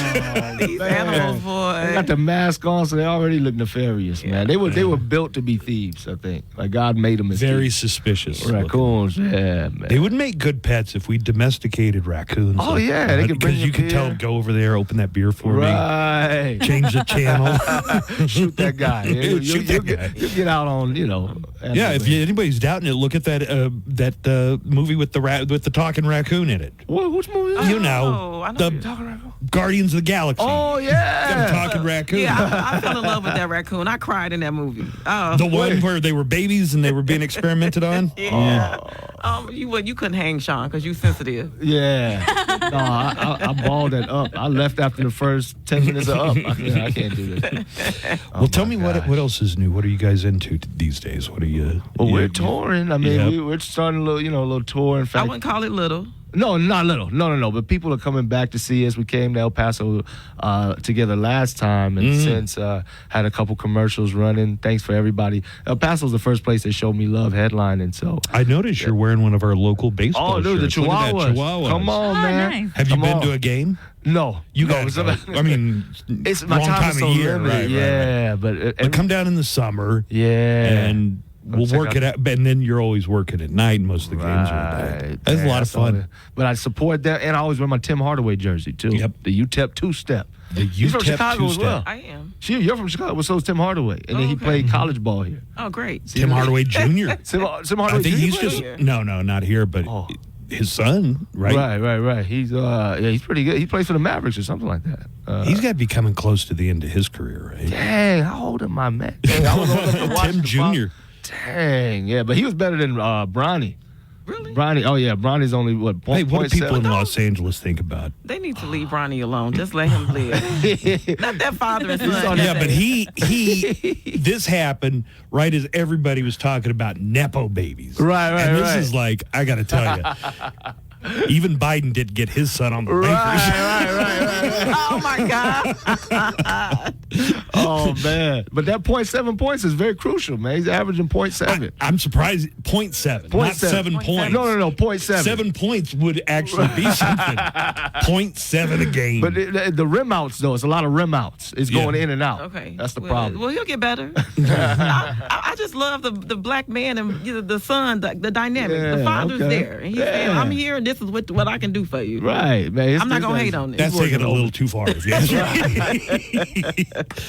I defend a lot of people that they call Nepo babies. It's like, well, hold on a second. What if they're really good at what they do? Then? Right. Just because they got a famous mom or dad or whatever, plenty of those people are really, really good at what they do. Yeah, it's just hard to live up to that shadow, man. Because a lot of times I'm trying to think of somebody Who did it? Well, Michael Corleone did pretty good. Yeah, versus right. Vito. Sure. Okay. All you of know, my, everybody admired Vito. Vito, yeah. Michael came in and took it to the next level. Right, he was supposed to go to Sonny, but then Right. Causeway happened. Yeah, come on. Of course, See- Fredo, you can't turn the family over to Right, freaking come Fredo. on. That's like I'm smart. I'm not dumb like everybody says. I'm Everybody smart. says I'm smart. You don't know what we talking about, man. You too young for the Godfather. Well, I know. I mean, BMF is what I know. I know. Oh. I know the old school, like the Chicago and the Detroit type of. Yeah. What's the father-son? I'm trying to think of a father-son dynamic where the son was way better. Oh, Steph Curry. Oh, yeah. Steph Curry's way better than Del Curry. But Del Curry was such a good player, I too. don't even know who. I mean, I've never heard of Del Curry. No? In the That's the father of Steph, and he's got a brother, right? Oh, Seth. I think he plays in Dallas. Still, Yeah. maybe. Yeah, Well, that would probably explain how Steph is better because I know Steph and not Dale. Right. Yeah. It's probably, hey, see, you know. He's old. Huh? He's old. Yeah, he was like the first person shooting threes that I ever heard of. Like, that's when they first made it. Del Curry. you're Right, talking the about. three-pointer. Like, when they first made it, he was the first one, like, you know. Yeah. And then, of course, he could take it to Steph has changed the game. Oh, Stephen yeah. Curry, just how quick he gets that shot Oh, off and yeah. how accurate he is. And now I'm noticing amazing. younger players kinda ruined doing his thing. Yeah. Dude, I'm seeing 7-footers pulling up from half court. I'm like, what kind of game is this, man? Well, I'm that old guy now at the court. That's not how you play, young man. Get him paid, young man. Back him down. Got to distribute the ball. Right. Run the Move picket the ball fence, in around. and out, in Run and the out. picket fence. Run the picket fence. Like in Hoosiers. Well, in my world, in my world with Steph, the highlight is everybody talking about like what his wife looks like because you know, like for women, it's just like everybody got their eye I on the don't wife. think I've ever seen Yeah. Steph Curry's wife. Is it, what's her name again? She's beautiful. I'm sure she is. Aisha. She is beautiful. Yeah, but she's not. She's not the typical like like vavoom, like everything hanging out type of. She's not portrayed as like sexy, but Yeah. she's a whole,some classy woman. Yeah. Ooh. Right, and you see that? That's what everybody says. So I She's think like in got our a world, cookbook out. Yeah, she I became does. obsessed for a bit because I was Right. like, I'm gonna make it. 'Cause Aisha Curry. and it's like who's cooking if their husband is in the NBA? You know, like. Yeah, why would you have to cook? Right. So it's so that's my world with that part of that's my contribution. That's to our the conversation. contribution to this conversation. The cookbook. Respect. They That's got his high this school. NBA tournament going on, like an in-season. What's it called? Puga would know. Puga, Yeah. do you know what it's called? It's just, I guess, the in-season tournament. In-season, yeah, it's just an play-in in-season or something tournament. like that. Yeah. The NBA Cup. Oh, the NBA Cup. Yeah, it's like because the Lakers won last year, right? Just a way to give LeBron more chips. Like he's 40. If you could play to the beginning of the season and give you a chip, then What do you think? LeBron done after the season? I think he it's could just play. amazing. I know he's a freak. Yeah, for him, sure. Tom Brady, these guys, man, I don't know what it is that you can play well into your 40s. I think that I mean, like Shaq did, let it go and just start selling stuff. How dare you? I'm almost 40. That's why I'm going. I might be world champion. I'm going back to the boxing gym. I'm going to get you, Sergey. But if that gives you life, then keep doing it. But like, you maybe die doing what you love. You know? Oh, what you don't believe in me? Shaq. Well, you look at your liver. Shaq endorses everything. Some people get a black eye. You got a black liver. Right. Yo. Oh man, I'm trying to get on that. Yeah, but yeah, Shaq is serious with his stuff, man. Pizza. You got a Shaq pizza, right? There's a pizza. There's the General. I don't even know what they're selling. Like I don't some kind of either. I just insurance. was like- It's him and a little cartoon man. Right. And you know he don't got that insurance. He don't got that You know, like I think he's selling Skechers or something like that. He sells stuff that he they don't even make his size in sketches.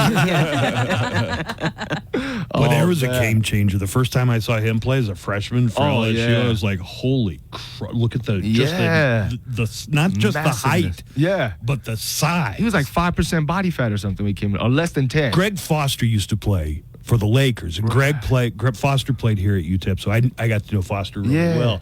And you'd see him on TV, and when he walks in the room, he's like 6'11" and a half. Wow! So it's like striking, right? But then you see him in like a little huddle in a timeout next to Shaq, and he looks like a child. Yeah. That's all man right there, man. Shaq ain't no joke. But you'd think that would help you just dominate the game. But there's that guy in Texas, he's 7'8" or something like that.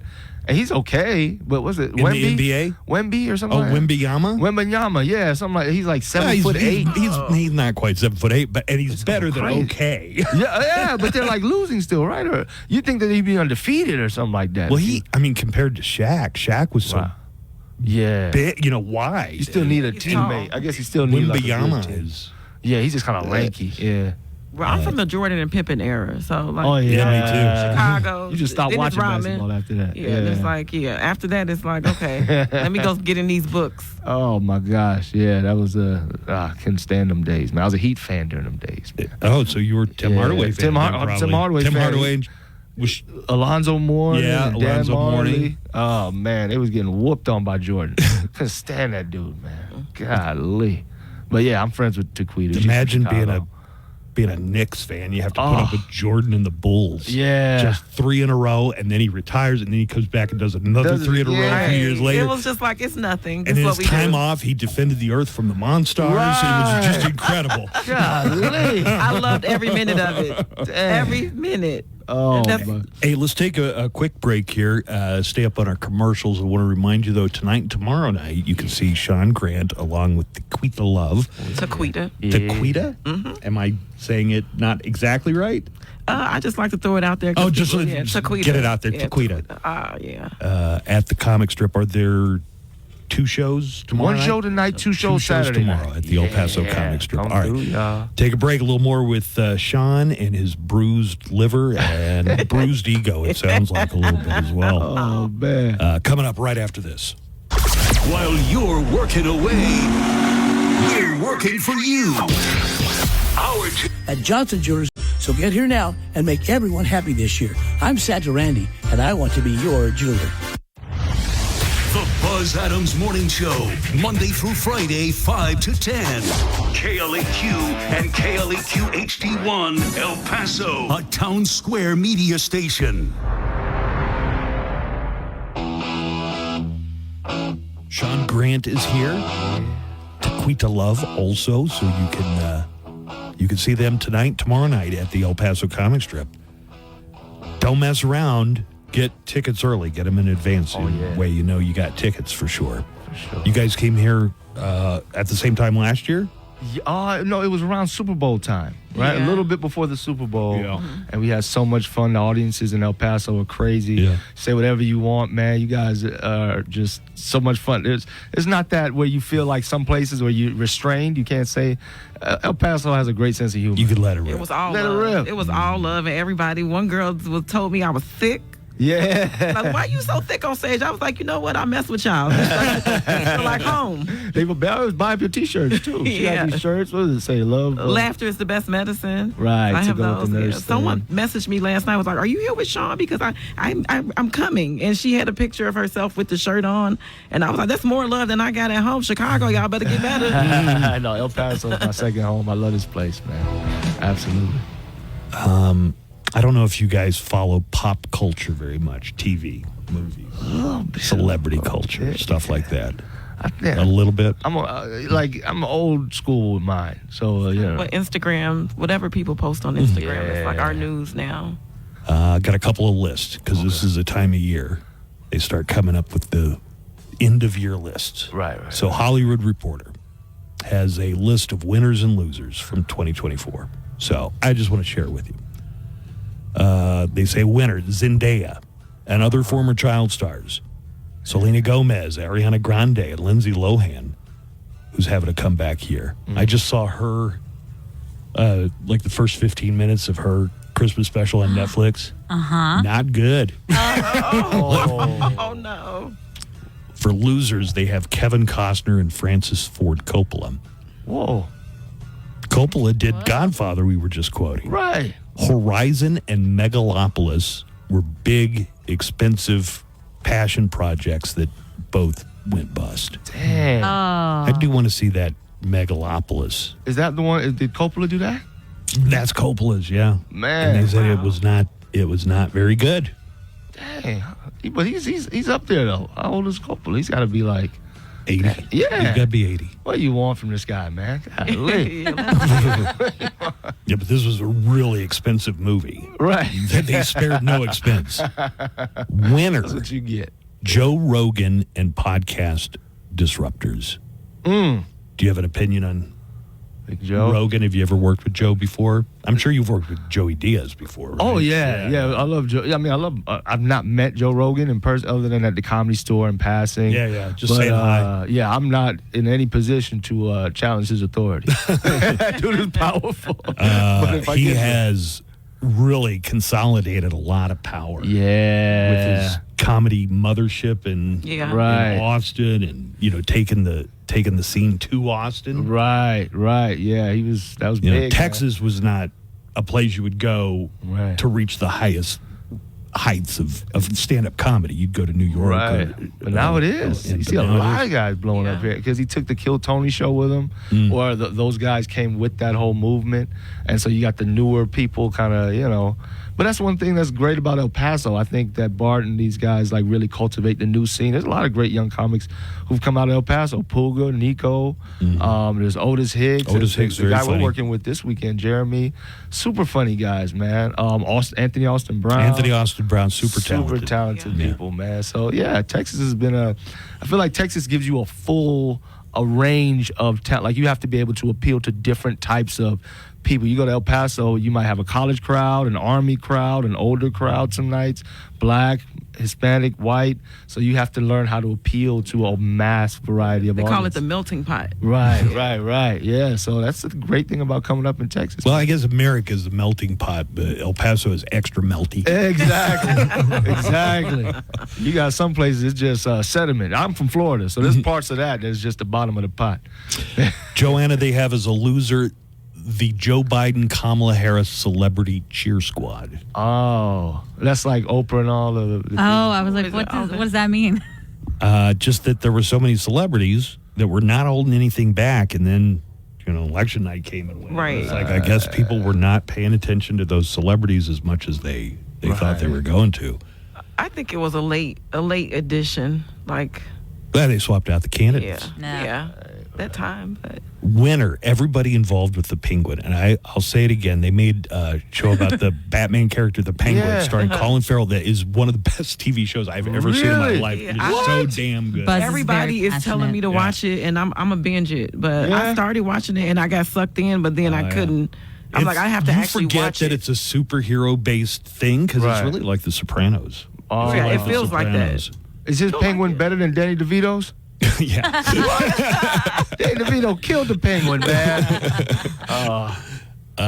So if you are going to watch it, I would say watch the Batman movie called The Batman, where Robert Pattinson plays the Batman, because that's where the character gets started, and it's good. Okay. But the Penguin is great. Yeah, everybody's talking about it. Wow. Yeah. Loser, everybody involved with Joker Folie Deux. Huh. I disagree. I saw the sequel to Joker. This is the one that Joaquin Phoenix won the Academy Award for playing the Joker. Right. I'm not even a fan of DC Comics, but I thought that was as well. Was it a little too artsy? Is that why people? Well, there were like at least 15 different musical numbers, and all the songs were from 100 years ago. Right. Nobody knows the songs. So maybe it's like a bait and switch. Maybe people thought he was going to whoop some behind or something like that. And well, if you went in looking for it in this one, but I thought it was actually brilliant. Winner, Chapel Roan and Pop Girls of Summer. Hell yeah. Joanna's with it. Chapel Roan was my most listened to artist this year on Spotify Wrapped. Oh, did you get your Spotify Wrapped? I did, yeah. You can also check out our Spotify Wrapped or our morning show Wrapped on Instagram. My Spotify Wrapped was nothing but tracks designed to scare away raccoons. From so it's just like, boom, raccoon sounds. Oh, just who let the dogs out though? Loser, Katy Perry. Why do you think they put Katy Perry in the loser category? I don't know. What's going on with They Katy Perry? said Katy Perry's big pop music comeback was a critical and commercial dud. It must have been because I didn't know she had one. Yeah, I'm just like, I had no idea. That probably accurate. Winner and loser, Beyonce. How is Beyonce a loser?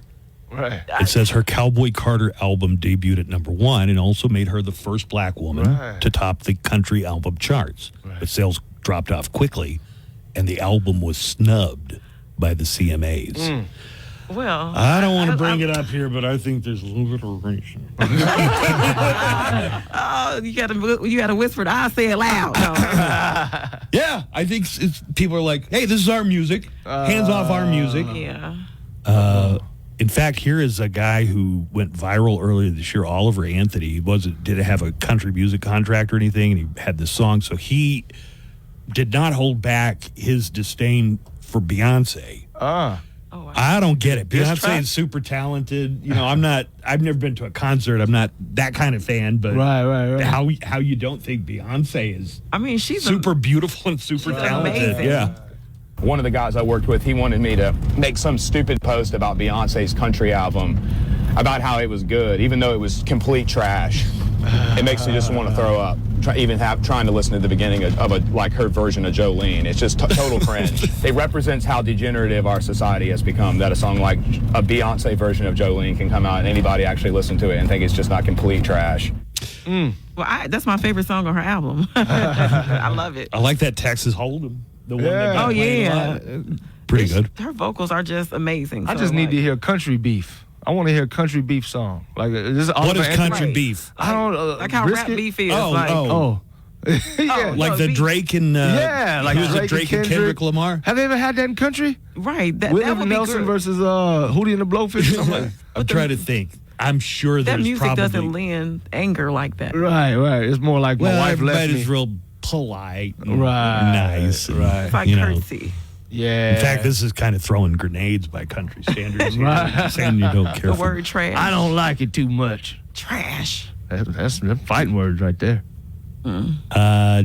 Joanna, do you want to hear some of these words of the year that we've been probably saying wrong the entire time? We've been saying one wrong for a long time already. All right. So we're sticking with some of these lists. They've got a list of the most mispronounced words of 2024. And a lot of them are names.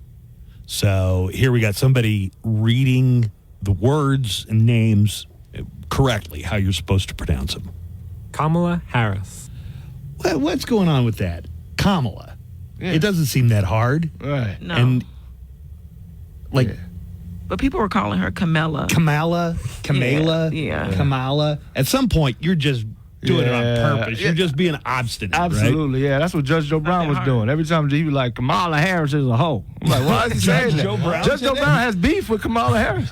With Kamala Harris. See, he threw me off. Yeah. I have no idea. He just thinks she's a hoe. He go look it up. Joe Brown. I think he probably tried to, holler at her, and she was like, no, because they say she was with Montel Jordan. Right, yeah. He's like, that means she's a hoe. She was with Montel Jordan. What that tell you? She's a hoe. All right, this is an actor who is really kind of had a good couple of years. Is he Irish? Yeah, this guy right here. So I pronounce it Barry Keoghan. That's what I was about to say. Yeah, Barry Keoghan. Well, listen. We wrong? Barry Keoghan. What? Keoghan? Wrong. Who's this guy? Who's AI person? That's the AI dictionary guy. What does he know? How does he say it again? Keoghan. Barry Keoghan. All right. It says Barry Keoghan was in Gladiator 2. I didn't see him in Gladiator 2. Huh. I went to go see that in the theater. Did you see it? No, Oh, but okay. I haven't heard any buzz of Barry Keoghan being in it. Barry Keoghan. Keoghan. Whoa. Keoghan. What if they're just gaslighting us? That's how you say it at all. That can't be right. AI is not right all the time. All right, here's a guy who ran for president in 2016, and he is the Secretary of Transportation, and I believe his name to be Pete Buttigieg. Right, that's what I've been saying. Pete Buttigieg. Pete Buttigieg. Booty judge? Booty judge. Booty judge. I'm a booty judge. Yeah, so am I. I judge booty. I aspire to be. Right. They should have kept it the other way. They should have just let us mess it up. Pete Buttigieg. Yeah. Joanna, I'm not even familiar with this, but do you see here where it says Chinese fast fashion store? Oh, yeah. Shein is what Is it it is. Shein? I've been calling it Shein. I've been calling Sheen. I've called it Sheen, but someone told me it was Shein. Shein? Like Shein is the Shein. Oh, that's it's nice. like Shein fashion. Let's listen. Let's see what it is. Let's listen to the dictionary AI guy. Shein. Oh, Shein. Shein. Shein. Like Ed. Shein. Shein. Okay, now I know this one. We all know Zendaya. What did you say? Oh, did you? Zendaya? Oh, I said it differently. I think it's Zendaya. Wait a minute, Oh, but come on now. they're saying it's wrong, so maybe you are right. Oh. Zendaya. Zendaya Yeah, or Zendaya? Oh. Let's find out. Zendaya. Oh. Sorry, Grant. Damn. You don't mess up the culture like that. Damn. I'm embarrassed. Know that. My bad. She was on a bunch of Disney shows. I got, well, they're not little girls anymore. The youngest one's a senior in high school, but they watched the Disney shows that had Zendaya on it. See, now that's why she won't holler back at me. I'm saying the name wrong. Hey, Zendaya. Right. She looked at me crazy. Zendaya. What did you say, though? I can't even remember what I said. Like, I just thought, oh, gosh. Let's make sure we got it right. Sheehan. Zendaya. Zendaya. Zendaya. Okay, I was saying Zendaya. Got one more here. Okay. Chapel Rowan. Yeah. That sounds about right. Pop artist known for the song Pink Pony Club. You believe Chappelle Rowan is right, Tequita? That sounds right, based on how it's spelled. Let's find out. Chapel Roan. Yeah. Yeah, close enough. I'm going to count that as a win.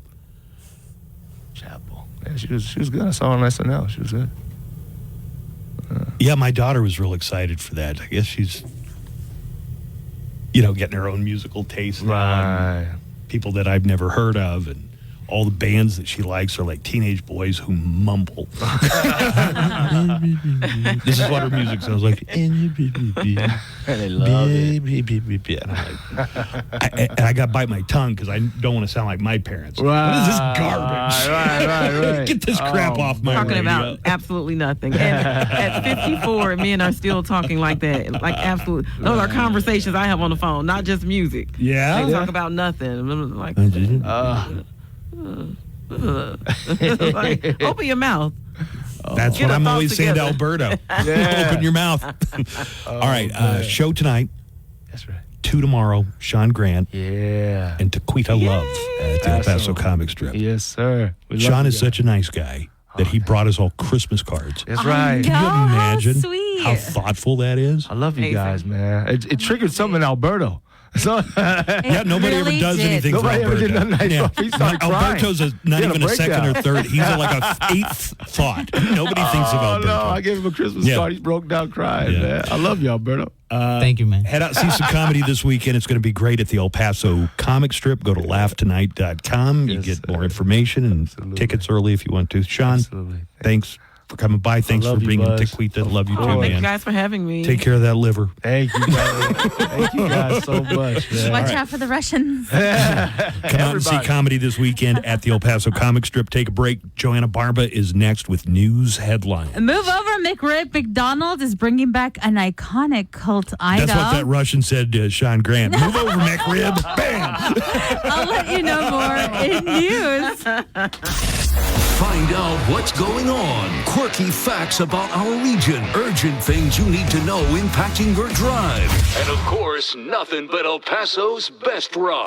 Mushrooms we won't see here. Hanging out with the new burger in town. For some mushroomy, bacony goodness, gotta be Wendy's. El Paso's own live and local. The Buzz Adams Morning Show. 95.5 KLAQ. Sean Grant is in town. Love me some Sean Grant. Go out and see the comedy along with Tequita Love at the El Paso Comic Strip tonight and tomorrow night. They're also going to have a Sunday show, but it's not going to be Sean and Tequita. How nice is this that Sean got us Christmas cards? That was When's so the last time you got thoughtful. Last time I got a Christmas card from a guest was the Great Kreskin. The great Yeah. Stoner guy. Yo! Dude, I am sorry. Alberto told me you were on the phone, and then we got busy with guests, and it slipped my mind, dude. I'm sorry. It's all good, dude. It's all good. What's man. going on, It's Stoner guy? A nice and wholesome call has now turned into Alberto. Why do you hate me, bro? Oh, no. I'm just kidding, bro. You know I love you. I love you, all Stoner y'all. guy. What's going All right, on? so look, check it out. So I got a good news and bad news, Okay. but they're not really related the way you do it. Okay. But so the bad news is I went to report yesterday for my probation, right? Yeah.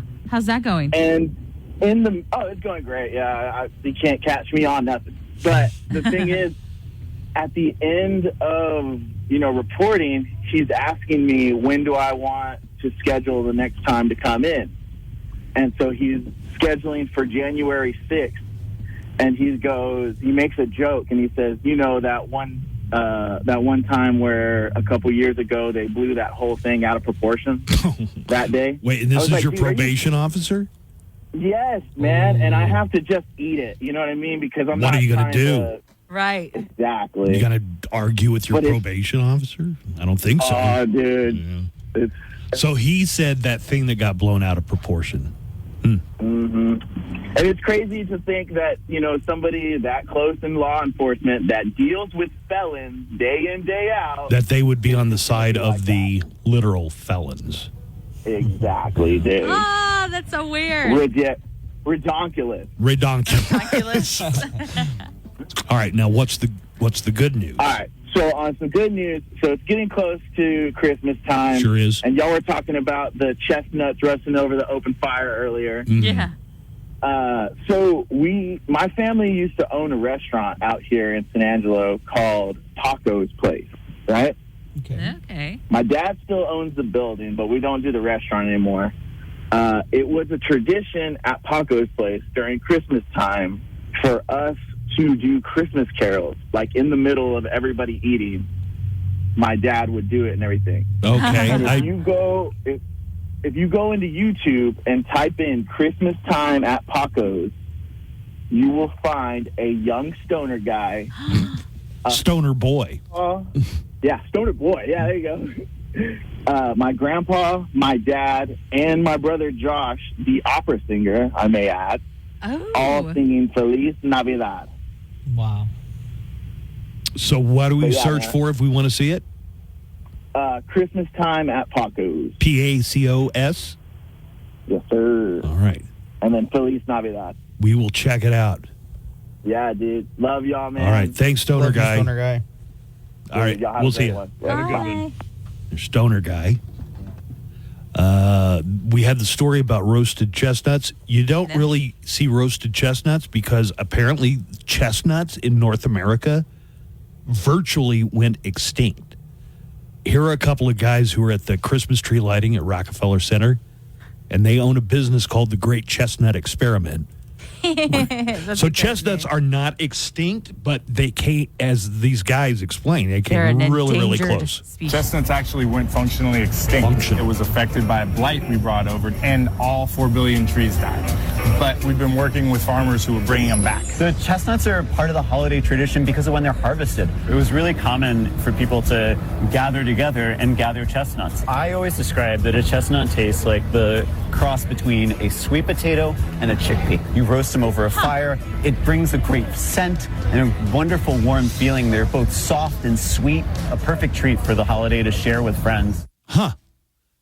I thought that was interesting, and I thought, well, are these guys just making it up because they're in business? Chestnuts sound delicious. A cross between sweet potato and a chickpea?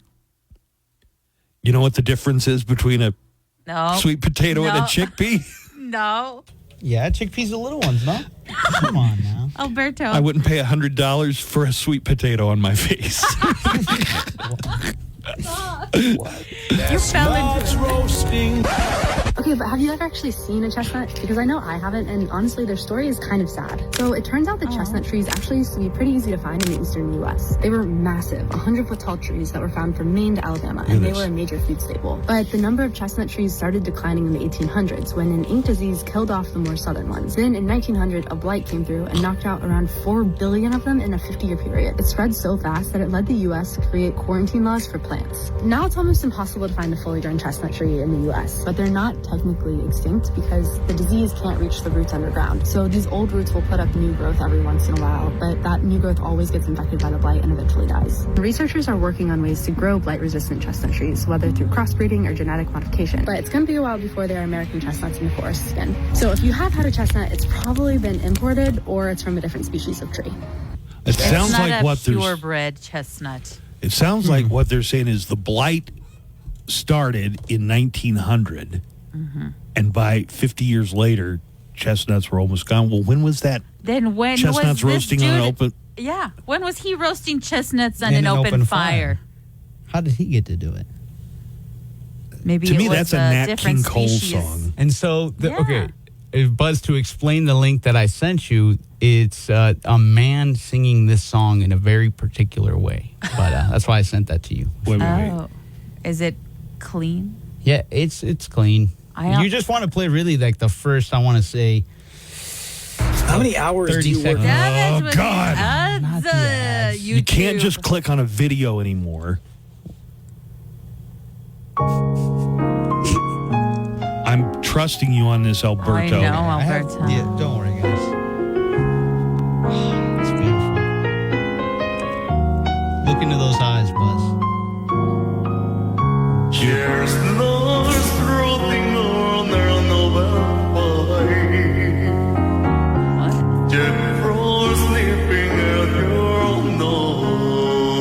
Okay, what am I watching? He's just singing.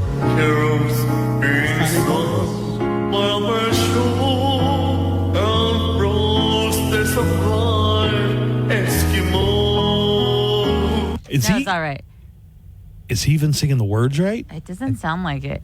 But if anything, I'm more interested in seeing Stoner Guy and his family singing, which I sent you the link Oh, you to did? I'm sorry. on Skype. All right, I need to go to this Skype. Christmas at Paco's Feliz Navidad. Let's see, which one is Young Stoner It'll Guy? tell you which one it is. He'll be labeled. So once again, on behalf of the whole Diaz family, to you and yours, on this way. That's our Stoner that's Guy Stoner right Guy. there. Stoner Guy's a teenager. Like I said, I'm only going to take the lead on this Stoner song. boy. Make it in big so I can see it. Tell him, hey. Wow, this is good memories for Stoner Guy. So How funny. cute. They got Grandpa playing the maracas, it looks like. That's awesome. If it sounds weird, it's in one channel for some reason. All right. How awesome. cute. I didn't think Stoner Guy would look like that. Well, you know, people always tell us that Yeah. you didn't look like what I imagined you were going to look All like. the time. I get have that a in lot. my mind, whatever we hear from regular callers like ODG, I just have an idea in my head of what ODG looks like. Uh-huh. For some reason in my mind, he's got a perm. Is he cute? I don't know why. Is he cute? Is he cute? Yes. Be honest, Buzz. I guess Be I have. honest, Yeah, Buzz. he's I pretty bet cute. ODG's cute, yeah.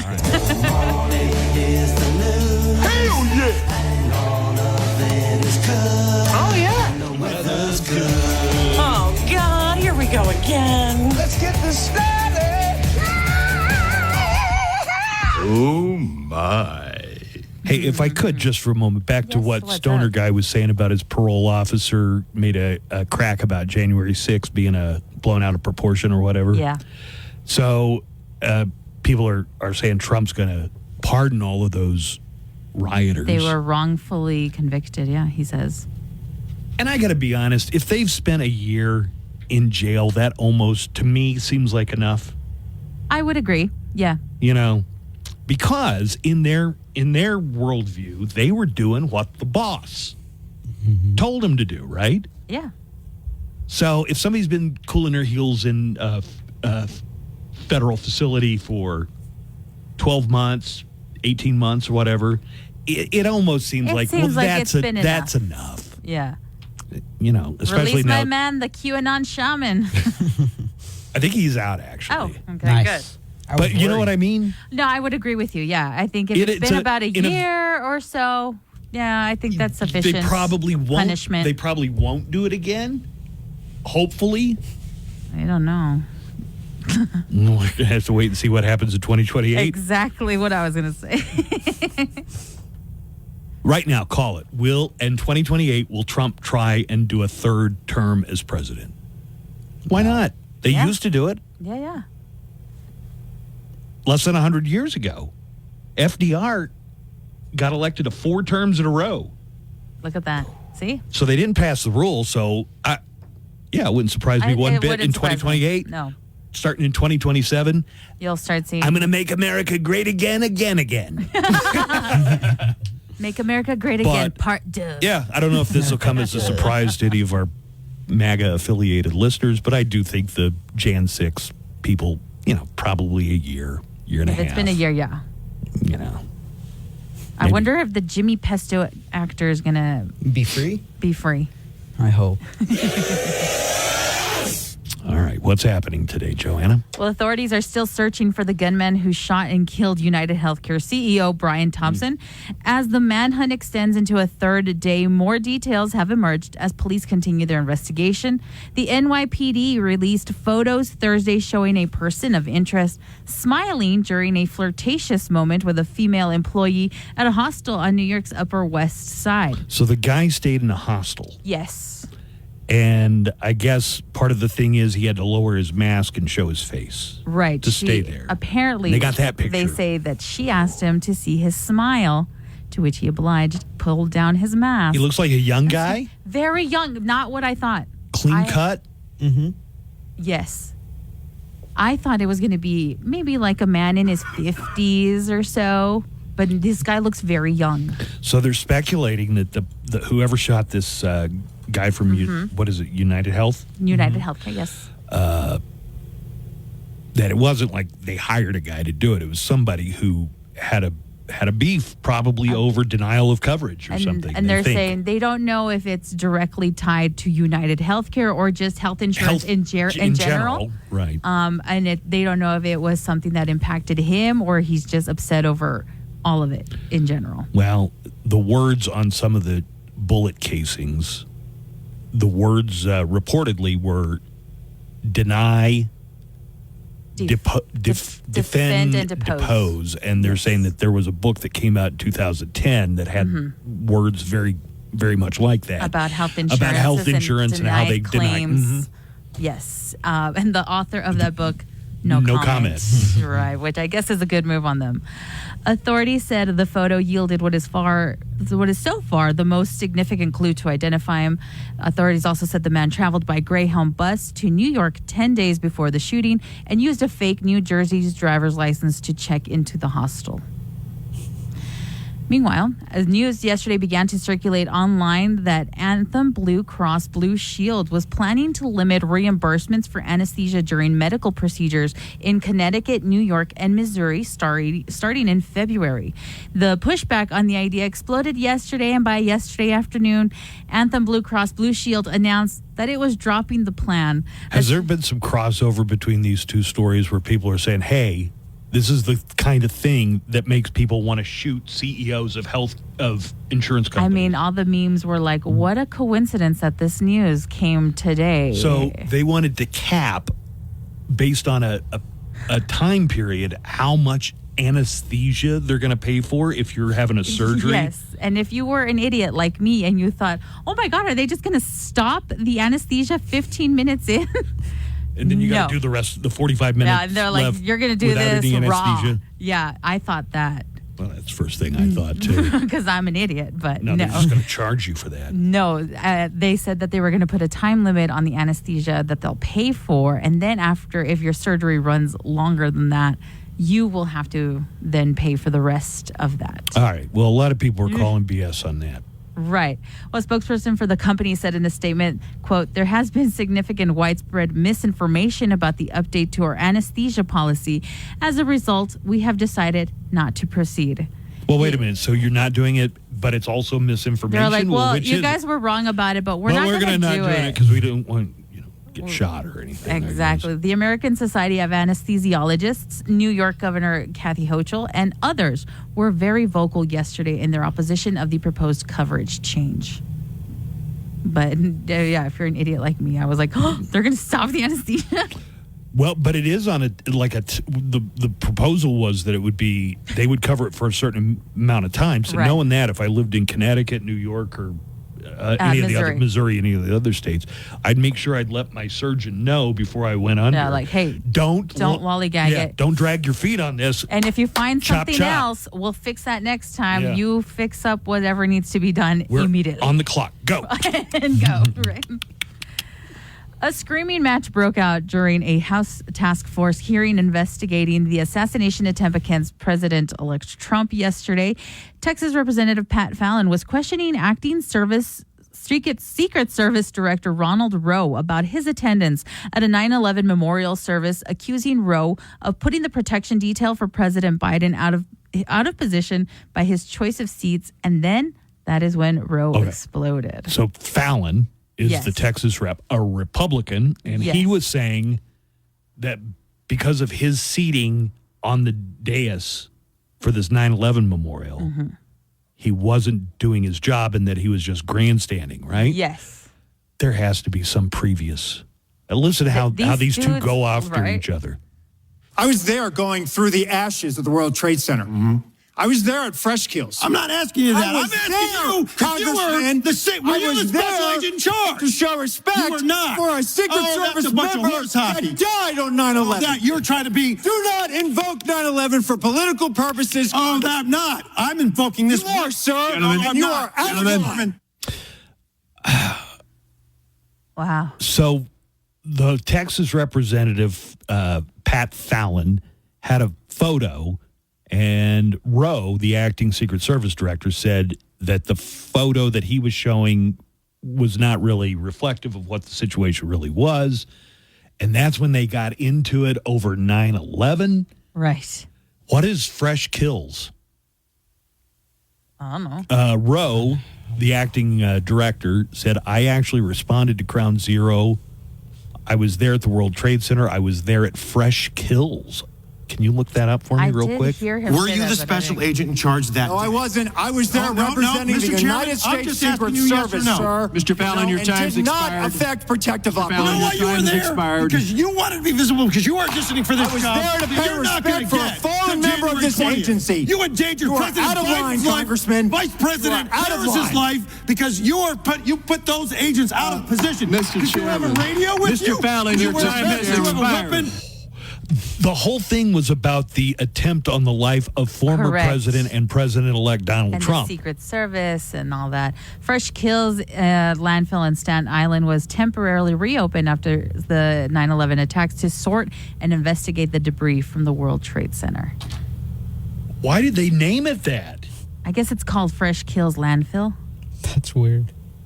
Fresh That's- Kills, and they had to put a bunch of That's the... where they put, like, to investigate all the debris and everything. my God. Yeah, Goodness. What a terrible brand. That kind of is. In conclusion, Rowe said that the agency had already made changes to ensure that another assassination attempt doesn't happen.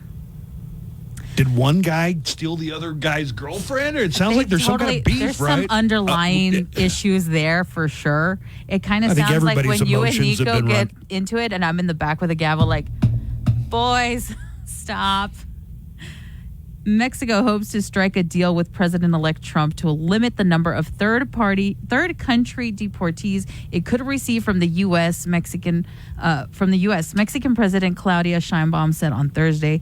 Faced with the prospect of mass deportations across the U.S.-Mexico border, Sheinbaum is setting up meetings with the governors of Mexican border states to agree on how to receive their other people. She said, quote, "We hope mass deportations don't happen, but if they do, we will be ready to receive them." I read a story in the newspaper, The Times, is about people in Mexico who are fed up with illegal immigrants coming through Mexico. It's becoming an issue. Texas Lieutenant Governor Dan Patrick is pushing for a statewide ban on all THC products, including You're those going the wrong direction, Patrick. including those currently THC ain't even real weed, is it? Or wait, THC is. Yes. Well, I'm sure that CBD is probably what you're thinking of. Yeah, I'm probably thinking CBD. Including those currently legal, such as hemp items containing up to 0.3% THC. This move could significantly impact both consumers and businesses in El Paso and across the state. Local businesses selling THC and CBD products are bracing for potential economic fallout. A business owner who runs a CBD shop in West El Paso said probably 30% of the store's profit would go away immediately.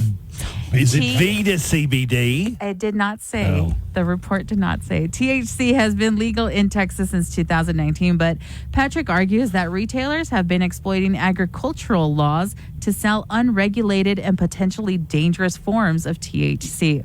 .003 grams? 0.03%. Yeah. 0.03%. Yeah. All right, here, this might seem like a radical idea to some people. Mm-hmm. Before a politician makes any kind of law pertaining to THC, Mm-hmm. they got to at least get really high one time. They should try it, right? Try it once. Right. And then If you're going to come make back it so to other us. people can't do it, you need to at least have some experience with it. Right? I agree. Yes. And we could do Imagine this. John Patrick a little You know, stoned. we could just hot pox the entire, state attorney general's office. The entire Get Capitol them all is in just one like room and just make up it in like smoke. Yeah, make it like Up in Smoke with Cheech and Chong. Right? Yeah. It's like you shouldn't be passing laws about childbirth but if you've imagine never one of them had a gets, like- child. But one of them gets like a bad experience. They start tripping I out think really it's much badly. more likely that they would come out of it with a different perspective. Right, Cappy? You betcha. Speaking of THC, a cult favorite menu item will return to McDonald's next year. THC? You get the munchies. And all that. During an interview with Good Morning America on Thursday, McDonald's USA President Joe Erlinger announced the snack wrap will make a comeback in 2025. No other info was given, just that we'll definitely see it next year.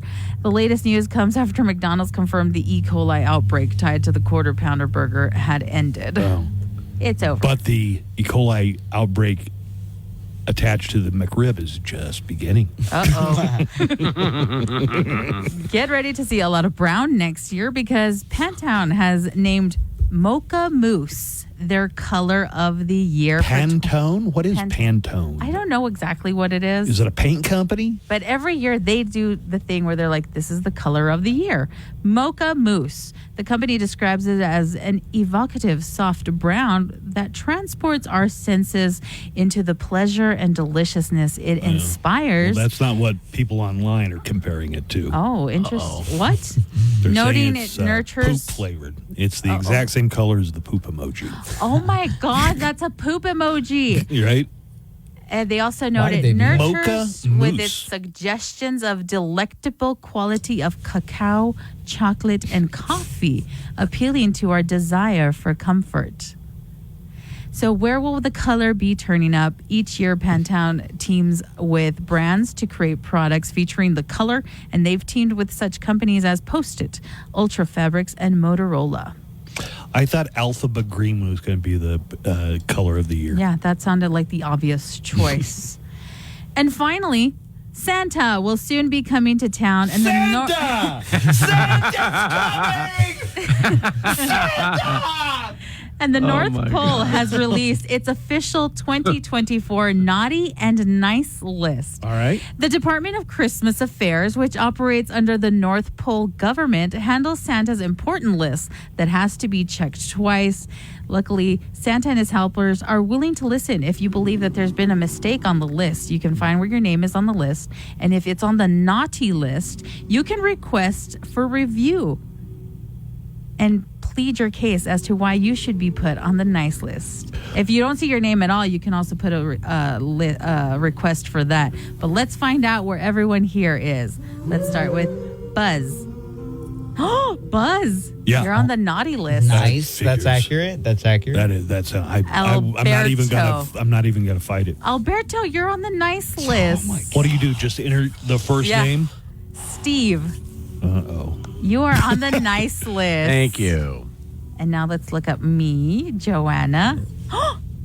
Naughty? I'm on the naughty list. Uh-oh. I've been naughty. Associating I've been naughty. You've been hanging out with me too much, probably. Yeah, it's us. We're the only ones on the naughty list. What do you go to? You go to ChristmasAffairs.com to find out Nico. if you're on the naughty. Nico missed 2 out of 5 days this week. Nico. I should put him on the naughty list. Why is Nico on the nice list, but I'm on the naughty list? We need to call Santa. I need to talk There's to an him. oversight, and I will be submitting a request to review. With your news, I'm Joanna Barba. There we go. If you're worried, you can check that website. What's it again?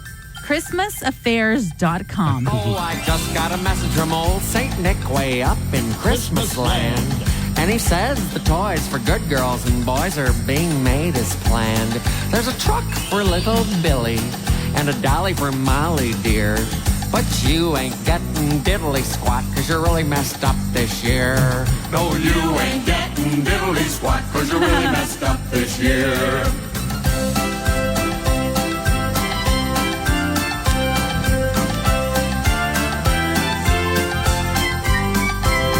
Oh, the winter fields are white with snow and the lights are shining bright. And the wee little heads tucked up in beds dream of sugar plums this night. You may dream of big red apples and candy canes so near, but you ain't getting diddly squat, 'cause you're really messed up this year. No, you ain't getting diddly squat, 'cause you're really messed up this year.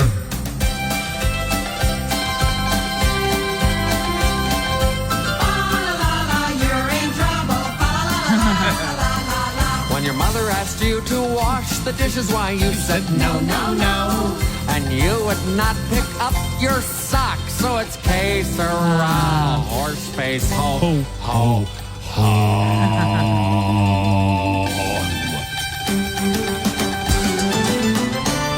Oh, you know that Santa's watching you and he keeps a great big list. But when I tell him the things you do, he really will be mad. 'Cause when you sit upon his knee, he'll knock you on your ear, 'cause you ain't getting diddly squat, 'cause you're really messed up this year. Oh, you ain't getting diddly squat.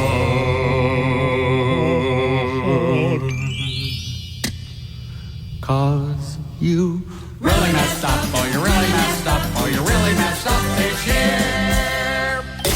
Artist interviews, new music discoveries, celebrating artists' birthdays, commemorating releases, champion of all things rock. Creamy custard. 2 sandwich combos for just $16.99. Get Boss. Boss tenders, dogs, and custard. The Buzz Adams Morning Show, Monday through Friday, 5 to 10. KLAQ and KLAQ HD1, El Paso, a Town Square media station.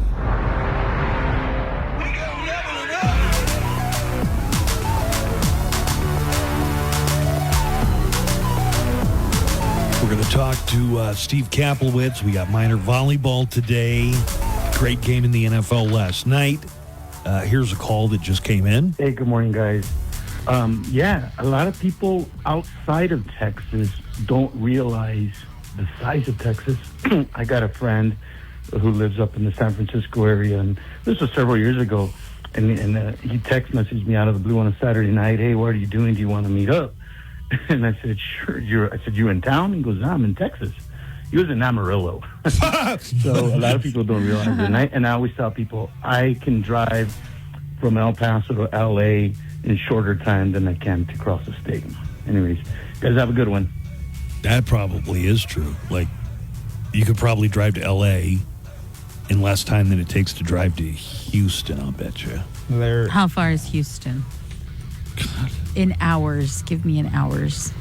I've never done it all the way to Houston, but I know you're driving 12 hours to get to San Antonio. So to Houston. We found out, Steve, 11. that Joanna has never traveled in the state of Texas outside of El Paso. She's traveled outside of El Paso to California and Denver. I barely go to the far east side. You ever been to Van Horn? No, we were asking the same thing. You never been to Van Horn? No. What's in Van Horn? A lot of farming fair, community. Not much. Oh, Del City? What am Ever I been to going? Del City? No. When you were in school, they didn't have spelling bees or competitions or anything that would No, have the taken furthest you. my debate competitions would take me is San Eli. San Eli. Yeah. Hey, you know what? Joanna does have a point. The rest of Texas doesn't really seem appealing, and you feel sort of out of place over there. Like, did you know that? You know you're in El Paso when you see rock walls? Everybody else has a fence, like board fence. You know, like, what if a car crashes through there? Wait, they do what? I've heard that El Paso is probably one of the only places that does the rock walls. That's how you know you're in El Paso, because in other places it's like brick or just Chain like a regular link. fence, right? Wooden fences. Especially wooden fences when you go out east in Texas. Well, not only does it take their fence, it takes half of your house. Over here, rock wall. Rockwall made by Tio Miguel and his friends when they were stacking beer. So they took them 2 weeks to make it, but car crashes into there. Yeah. That guy might not even survive. So, yeah, I get it, bro. Yeah, I got to be honest. The rest of Texas just doesn't appeal to me. There's a lot of stuff to do in Dallas. There's a lot of stuff to do in Houston and San Antonio, too.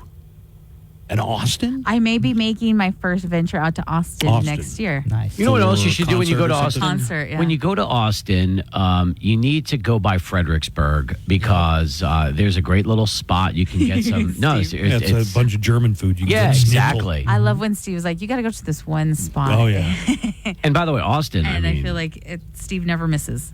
Well, it's interesting. Like I'll be in Austin. I'm trying to think when I'll be in. I might be in Austin next April. We are. That's when I'm going in April. Nice. Wow. Maybe we'll meet up. Who's playing? Who are you going to go see? Maybe. Kylie Minogue. Oh wow, she's still touring? Yes. Kylie Minogue. That is a blast from the past. Kylie Minogue. She's got a great new album out right now. Oh yeah. Yeah. Wasn't Kylie a really big hit like back in the 90s? She did The Look of Motion. There you go. I hope she does. But that just so bizarre that have you ever been in a county in Texas that wasn't El Paso County? I got a better question. Sasanelli? Is that it? I don't know. It could still be in the county. I don't know. Here's my best question for you. What's the farthest city you've ever visited from El Paso? Like in Texas? Like anywhere. East? Anywhere. I've gone as far as California. Oh, you have? Yeah. Okay. I go west. So California, Denver, Arizona, Nevada. Have you done all of Mexico? Have you explored Mexico? Mexico. Nice. Not all of it. Have you been to Chihuahua? No. Oh. Cancun? We go past. You go Chihuahua. Cancun? No. Creel? Mazatlan? Oh, Mazatlan, yeah. Okay. Interesting. Okay. Guanajuato. Sports go sports. Guanajuato? Athletics are number one. Guanajuato. Participants are heroes. Go team, yeah. The Buzz Adams Morning Show presents Go Sports Go. Brought to you by the Viva Auto Group. Viva makes it happen. And from our partner station, 600 ESPN, the El Paso Sports Hall of Famer Steve Kaplowitz joins us today. Good morning, Cappy. Hey, good morning. And by the way, now it's starting to feel like winter. Last night I was outside watching a doubleheader baseball game that was at the sports park, and it was chilly, cold. It was the first time it felt like a biting cold. You know what I mean? Like that it just feels like winter. It was very chilly and windy, and that's usually how it howling yesterday. Yep, absolutely. Got a chance of rain today, Steve. If you're interested in the forecast, I can tell you real quick. It's going to be cloudy. 54 is all we're getting to for a high temperature. About a 20% chance of rain today. Well, I washed my car a couple days ago, so that makes sense. I figured that it would rain. That's about right on. Hey, what do you know about something Alberto told me? Stephanie Valle retired. Get the hell out of here. Yeah. Oh, yeah. I just saw Stephanie this past weekend. Oh, Stephanie was on the show last week. Lisa calls me and she's like, "What's going on?" Wait a Stephanie minute. just announced she's leaving KVA. She's not retiring. Retiring. She's younger than I am. She's not retiring. No, she's not retiring. She's stepping away from KVA. for more time with her family. But Lisa calls me like, if I know more, if anything, you would probably know more than me, Lisa. So wait a minute. You know what? And I'm like, we just had her in studio last week. Do you want me to churn up the rumor mill? No. Yes. You don't? Yes. Stephanie, no. Let me hear the rumor mill. She was in talking last time. Somebody brought up her Edward R. Murrow Award, and she went to a thing, and she was talking about, like networking while she was there. Yes. What if she got a job landed a big one? A top 5 market, Philadelphia or Boston That'd or New be awesome. York? It wouldn't surprise me It wouldn't because surprise she's me because amazing. she's really, really good. Why don't you just call her and get the scoop? I know Lisa tells me, and I'm like, you know what? I'm not that close to her. Buzz to, is. I only ask her. found out about it We're today. on a texting basis. I just tell her to when say you're hello coming to your in. cat for me. Oh, she has a cat? She has a cat named Tofu. It's cute. Well, whatever she's doing, she has our 100% support and backing. She didn't let on at all, though, last week. She was here Wednesday before Thanksgiving and didn't say anything about it. This is huge news, and I'm going to tell you why it's huge news, okay? Stephanie replaced Estella. And Estella was the ultimate female news anchor in El Paso, right? Legend. The legend, right? She is the GOAT, right? And then Stephanie comes in and such a seamless transition and very quickly elevated 100% herself up. Professional, an actual journalist. Just I can't say enough great things about our friend Stephanie Vai. Stephanie is as good as it gets. Okay, I'm just going to say that she is absolutely terrific. So now she could easily be on even MSNBC or any of the networks. She's a major talent. I agree, and maybe she will be. Maybe that's something that will be happening. But This now is all speculation. I don't have any inside track on this. I just learned about this 2 minutes ago. Who broke this story? Alberto. Jeez, how do you? I told him off air. How did you find out? I saw it on Twitter. Yeah, she posted it on. Oh, she did. She made the announcement on air. Okay, I'm sure it hit FitFam. I'm not sure. I don't think it's on FitFam, but really, everything's on FitFam. I don't follow them. We scooped FitFam this time. That's amazing. So now the question is, who will replace Stephanie? So you're telling me they're hiring? No, maybe they're promoting.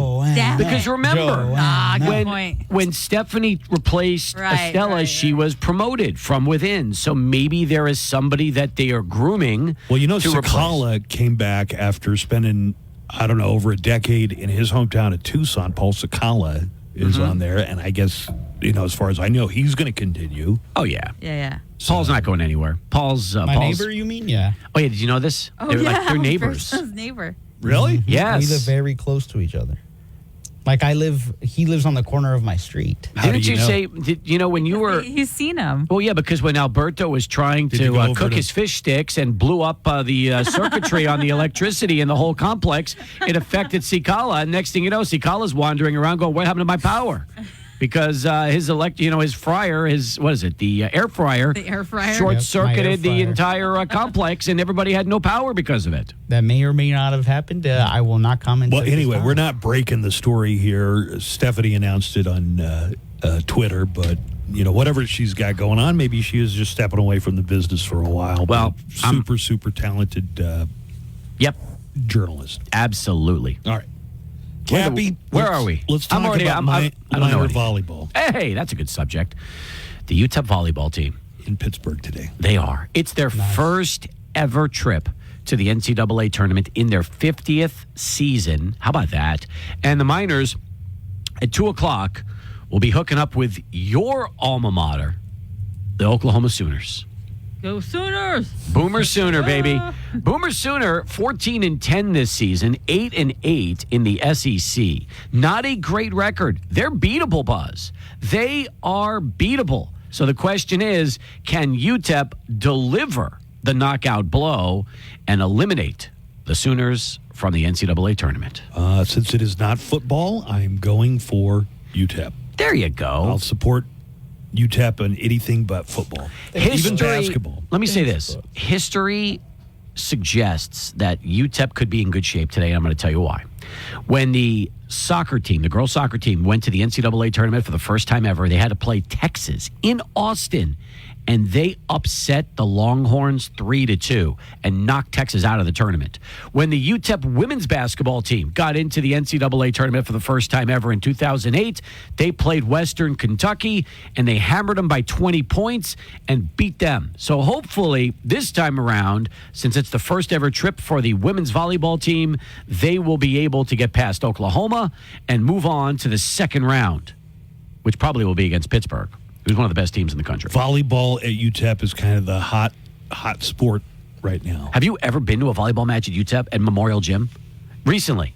No, it's been like 20 years. We need to take you. You would love it. In fact, next year when they play, we'll go. I'll take you. Sure. You're going to love it, too. It's fantastic. So, best of luck to the UTEP women. The match will not be on radio today. We tried, but we're not able to secure the broadcast rights. So, instead, you can watch it on ESPN Plus. That starts at 2 o'clock. So, if you're an ESPN Plus subscriber, you'll be able to watch UTEP and Oklahoma in the NCAA Volleyball Championship. Well, you predicted that last night was going to be a high-scoring affair on Thursday Night Football. The best team in the country, the Detroit Lions, against another top-5 power-ranked team, the Packers. And it came down tied at 31 in the fourth quarter. 4th and inches. You assume they're going to kick the field goal to go ahead. Instead, they made the decision to go for the first down. The Lions did. Yes, they did. Jared Goff fell as he was handing off the ball. That's right. Here's the call. So for the moment, they are leaving the offense out on the field. Ain't this fascinating? If nothing else, draw them offside, yeah. They are going. And then Goff falls down, but Montgomery is able to pick up the first down. So Goff falls down as he's making the handoff, and this should seal it. They'll run the clock down, kick the field goal. What a call. Came in, kicked the field goal. So it comes down to this. Bates is no stranger to winning games at the end. Ball game. And what a game. You know, Bates, by the way, this is a good story. You know where they found him? He was in the UFL. That's that league that combined between the XFL and the USFL when they merged the two together. He was playing for the Michigan team and playing in that same stadium and bombing field goals left and right. So the Lions saw it, liked him, signed him, and he has been automatic this year and kicked that game winner to win 34-31 yesterday. What yard were they on that they went for it on fourth? I mean, it seems like if you got a reliable kicker, you just go ahead and take the field goal there. Well, here's the right. Now, you know why they did that, right? Because they didn't want a ton of confidence at this point in the season. They have, balls the size of you-know-whats. Yeah. That's right. But the truth is they did it because they wanted to make sure that Green Bay had no time left on the clock. Because had they kicked the field goal on 4th and inches, that would have given Jordan Love time to try and go down the field with no timeouts. And the Lions figured, you know what? We would rather gamble, get the first down, run the clock out, kick the game winner, so that way it's over. And that's exactly what ended up happening. I've said it now for 5 or 6 years. NFL, the product on the field has never been better in my lifetime, anyway. Yeah, I believe it. Well, listen, I mean, it was a big win for the Lions, and you know what? Again, that's Dan Campbell for you. He's a gambler. He gambles and wins. So, this was the victory that the Lions needed. How about this? The Lions clinched a playoff spot for the second consecutive season, which hasn't happened in Detroit since 1994 and 1995. That's how long it's been since they've been back-to-back in the playoffs. And we all remember that in those days, Barry Sanders was running the football for Detroit. One of my favorite NFL players of all time. And then remember who their head coach was? Wayne Fontes, probably. Who looked like Fred Flintstone. Yeah, that's right. Freddie. Speaking of coaches, Bill Belichick did something yesterday that really set tongues a-wagging in the sports world. Why don't you tell us about that, Cappy? He applied and interviewed for the North Carolina football job. Now, this is interesting because Bill Belichick, who is 72 years old, has never coached in college in his life. He's been in the NFL since 1975. So this would be the first time ever, if North Carolina was to hire Belichick, that he would go into college. Why does Belichick want to go to North Carolina? Does he just want to live in North Carolina? He wants to coach. Maybe his 22-year-old girlfriend likes North Carolina. What is going on? Yeah, maybe she's from North Carolina. Well, Belichick, that's where she 72, goes to school. has a high school, has a 22-year-old girlfriend. Yep. So maybe that's the deal. I don't know, but I will say this. Mac Brown has announced he is stepping away from football and retiring. Mac Brown is 73 years old. So in other words, Mac is a year older than Belichick. He is stepping down from coaching and retiring. And here is Bill wanting to get back into coaching, potentially even in college with North Carolina. And the story is there is genuine interest from both sides in Belichick going to North Carolina. Why wouldn't North Carolina be interested in that? Of course they would. Well, right? I mean, okay, so here's my question. Do you want a guy who is now over 70, who has never coached in college in his life, dealing with NIL, the transfer portal, college athletes? Do you really think that I mean, kids. Being a coach in the NFL, he's probably coached some young guys, but not 18, 19 years old. No. like I said, the youngest he's been around is his new girlfriend, and that's about it. 22. That's right. That is right. So I don't know. This is an interesting story. And you know what? If Belichick gets back into the game in North Carolina, they were paying Mac Brown $5 million a year. So, I mean, it's possible that, they give Belichick same kind of money, $5 million, and he goes in back and coaches. Who knows? Although, I'll say this. Believe it or not, Bill Belichick has been good as a TV commentator. He's shown more personality in the last 6 or 7 months on camera than he had the entire 40-something years he's been a coach in the NFL. You know what they say, you're only as young as the girl you feel. Mm-hmm. And in that case, yes, you're exactly right. All right. Also, one other interesting story. A lot of college football this weekend. It's championship weekend in the college game. In Georgia, the Longhorns and the Bulldogs of Georgia are going to be battling it out for the SEC championship. Bevo will not be on the sideline. Yes. Bevo's the Longhorn steer. That's right. He's 1,700 pounds. His horns are 58 inches wide. That is one horny animal there. And he is not going to be there. Do you remember years ago when Bevo was at the Sugar Bowl and he attacked Uga? That was cool. That was funny. He attacked the dog? Yeah, Uga, the Georgia Bulldog. Yes. Dog. Uga. Well, Uga's going to be there. It's only a 60-minute drive from Athens over to Atlanta. So Uga the 11th, who, by the way, has an air-conditioned, doghouse, okay? So this English Bulldog has an air-conditioned home that... why is the cow not going? Because they claim there is not enough room. There's not enough room for Bevo to be there on the sidelines for Georgia and Texas. I'm generally against animals being subjected to that kind of, especially like a tiger at LSU. What's that tiger thinking? You got 80,000 screaming fans.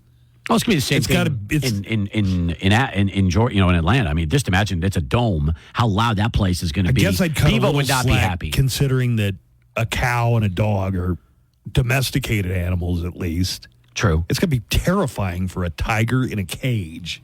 Yeah. To be in the middle of a stadium surrounded by people. I'd be terrified, period. You're right. So anyway, and I don't know. I mean, look, Clemson's playing in the ACC championship. Are they bringing a live tiger with them, or do they just have a tiger mascot? Well, the tiger I'm thinking of is Louisiana State. Because they do have that tiger at home games. I don't know if they take it on the road with them. Well, I don't know either. So that, the only times we would see would be a bowl game for LSU. Oklahoma's got the Sooner Schooner, and they got a bunch of horses. I love the Sooner Schooner. Do you remember when the Sooner Schooner toppled over against Texas, and they were taking it right out in the 50, and all of a sudden they lost control of it, and the thing just fell right over? So I mean, it happens. You never know. All right.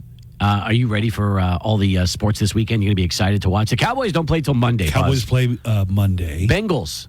We'll have that for you. It's Monday Night Football. So our coverage starts on the Q here at 5 o'clock. Kickoff a little after 6. So that'll be big for some Monday Night Football? Well, I'll be at the Ale House on Monday. That's exactly. So I've got a 3-hour show today. Looking forward to that. Going to have a lot of fun. And meanwhile, if you're a sports fan looking to win money while watching sports, Underdog, the place to be. So many reasons why. They've got all your favorite leagues, teams, and stars to choose from. Plus, with their Pick'em game, you could win up to 1,000 times your money just by choosing higher or lower on player stats. And with their double flex option, you can even take 2 L's and still have your entry be a win. All right, I'm going to give you a pick this weekend. Aaron Jones over 62.5 rushing yards against Atlanta. Falcons do not have a good defense. I like Aaron to this weekend, and I think over 62.5 is a really, really good pick. This season, Underdog will be running a special promo or bonus almost every single day, like Profit Boosts. Pump up your winnings in just a tap when you apply the boost to eligible entries. Discounts. You'll get adjusted projections on certain player stats to give you a better shot at a big W. Free picks, they're basically a sure thing. A player just has to get higher than half a yard for that pick to win, plus all new users get a free pick. Download the app, sign up with promo code KLAQ, and deposit now to get up to $1,000 in bonus cash instantly. That's promo code KLAQ. Must be 18 plus and present in a state where Underdog Fantasy operates. Terms apply. Concerned with your play? Call 1-800-GAMBLER or visit www.ncpgambling.org. All right, thank you, Cappy. Have a great weekend. Have a great weekend, guys. Hey, it's Double G. Coming up after the Buzz Adams Morning Show. Lose. But whatever get worse, you don't have to live with this anymore. Go check it out now. Just click over to crystalflesh.com. Wake up, West Texas. Buzz is back. There's buzzing in my ears. Boy, are you buzzing? This is the Buzz Adams Morning Show. This is where the action is. Don't you hear the buzzing? 95.5 KLAQ.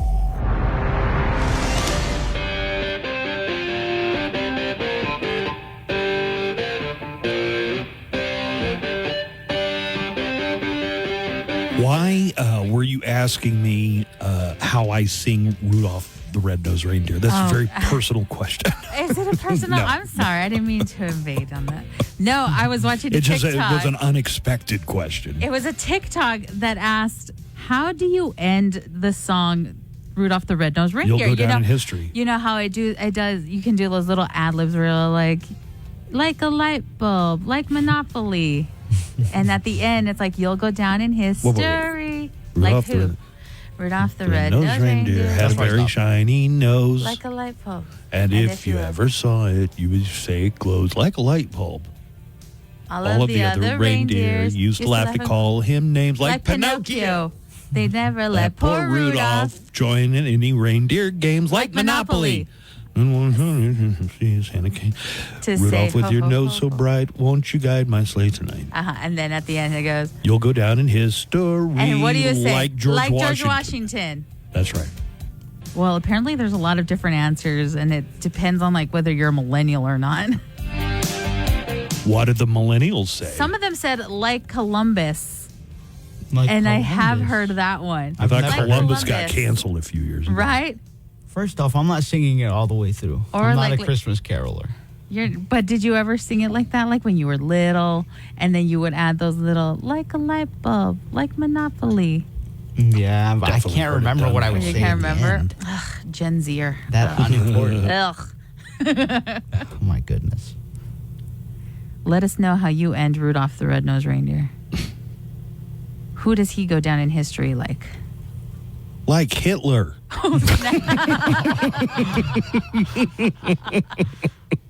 Hello, morning show. This is Raider Nation Lady here, remember? Okay. Raider Nation. So on and so forth. I have been an avid fan since the first day I heard Buzz on KLAQ. My favorite era is on the morning show is when Buzzy featured intern Susie. The show was absolutely no holds barred and balls to wall hilarious. Anyway, lastly, here goes a little footnote. If Buzz has good memory, he will remember who I am. Because the three of us went out to a West Side bar that no longer exists, located behind Taco Cabana. Oh, Tortugas, probably. Anyway, I love the show. You guys are amazing. Joanna, you rock. Joanna, you awesome. Nico, keep being funny. And Buzzy, I love you. Keep being Buzz. All right. That is nice. I appreciate that. That's nice. Here's another call. Just got a few random calls. And then I got some passes for the rink at Winterfest to give away. Oh yeah, hey Mo Show, just a warning for everybody out there. Don't mix THC and caffeine. No, don't do it. Nah, don't do it. Come on, dude. Alberto, get that. Okay. What did he say? Don't mix Don't mix THC and caffeine? caffeine?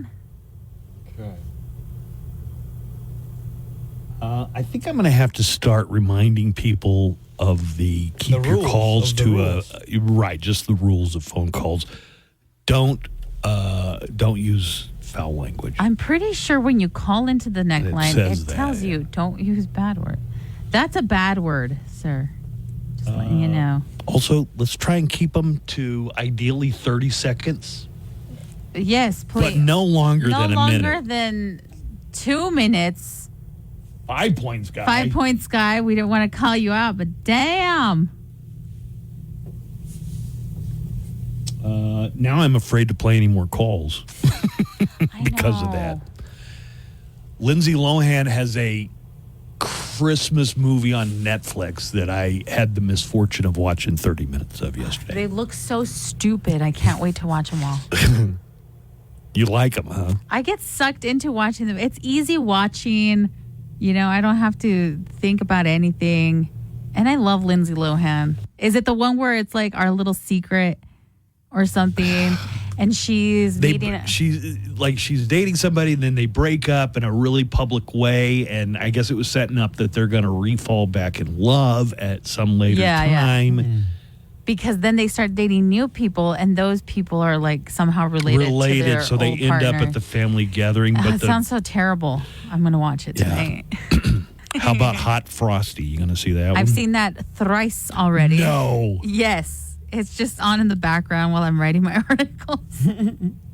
How about The Merry Gentleman? I haven't had the pleasure of seeing The Merry Gentleman yet. Do you know what the premise of that is? Okay, it's like a bar, it's dying, and they bring in like male strippers. So it's kind of like the Full Monty. Definitely up my alley. But they have to save this beloved club. And here's the trailer for it. Christmas at the Rhythm Room used to be a tradition around here. The Rhythm Now Room. it's on life support. There's got to be a way to get people excited about this place again. Don't you think male strippers are the answer? Male dance review. Men taking their clothes off? It's men taking their shirts off. He's cute. He's available. Did they just play a cougar sound effect? Did, yeah. Is she a cougar? She was an older lady. Very subtle. Wow. Netflix. He's cute. He's available. I only have until Christmas to save this place, or it's gone forever. I am living for this because that one stars Chad Michael Murray. And as we all know, Chad Michael Murray and Lindsay Lohan starred in The Great Freaky Friday, which was an amazing movie. I'm so old. So you're gonna watch The Merry Gentleman? Yeah, because I have to tell my nephews. They came out in Freaky Friday, and they're like, what the hell is that? Mm. They watched Superbad for the first time a while back. Yeah. And I was watching it with them because I love that movie. And I had to that's a movie explain that things. has not aged well as And I had far to explain as... things to them, and they're like, what was MySpace? Oh. Right. And I'm all like, shut up, kids. So Jonah Hill's character's main mission was to get Emma Stone's character so drunk that he could have sex with her. So Right. And then he tells this Michael was Cera, pre-Me Too, I guess. You should do that too. But Michael Cera feels bad until someone tells him, oh, it's not bad if you're drunk too. So then he sets out to get super drunk too. It's a great movie, though. So The Merry Gentleman, The Merry Gentleman. I guess it wouldn't fly if the roles were reversed. If it was a... I guess not. I mean, they already have that already. They've got strip clubs, right? Mm-hmm. It's mainly gentlemen's clubs that those are. There's rarely any for women, which is probably why it would be a big hit. Why do you think I'm always at Epic? What's Epic? The gay bar downtown. Okay. Christmas at the Boom Boom Room used to be a tradition around here. But now it's on life support. There's got to The be a Boom way to Boom make Room? people excited about this place again. What about female strippers? Exotic dancers. Oh, yeah. Women taking their clothes off. Hey, she's hot. She's available. Her boyfriend's in jail. Wow. Come on, girls, we've got to save this place. Woo! Bust them out for the Boom Boom Room. Here is something that Alberto, of all people, brought up yesterday. The Hawk to a Girl meme coin cost people who bought it a lot of money. Like, it skyrocketed for 10 minutes, and then the bottom completely fell out of it. So in news that surprises nobody, the Hawk to a Girl came out with her own Bitcoin or scam coin. Yeah. And within minutes of it launching, boom, they pulled the rug. And they just dump it from over millions of dollars to just a few $1 million and leaving people just holding the bag, dude. And then they interviewed her about it, and she's just like, she's angry about it. She's angry about getting called out about putting out a scam coin. It's crazy.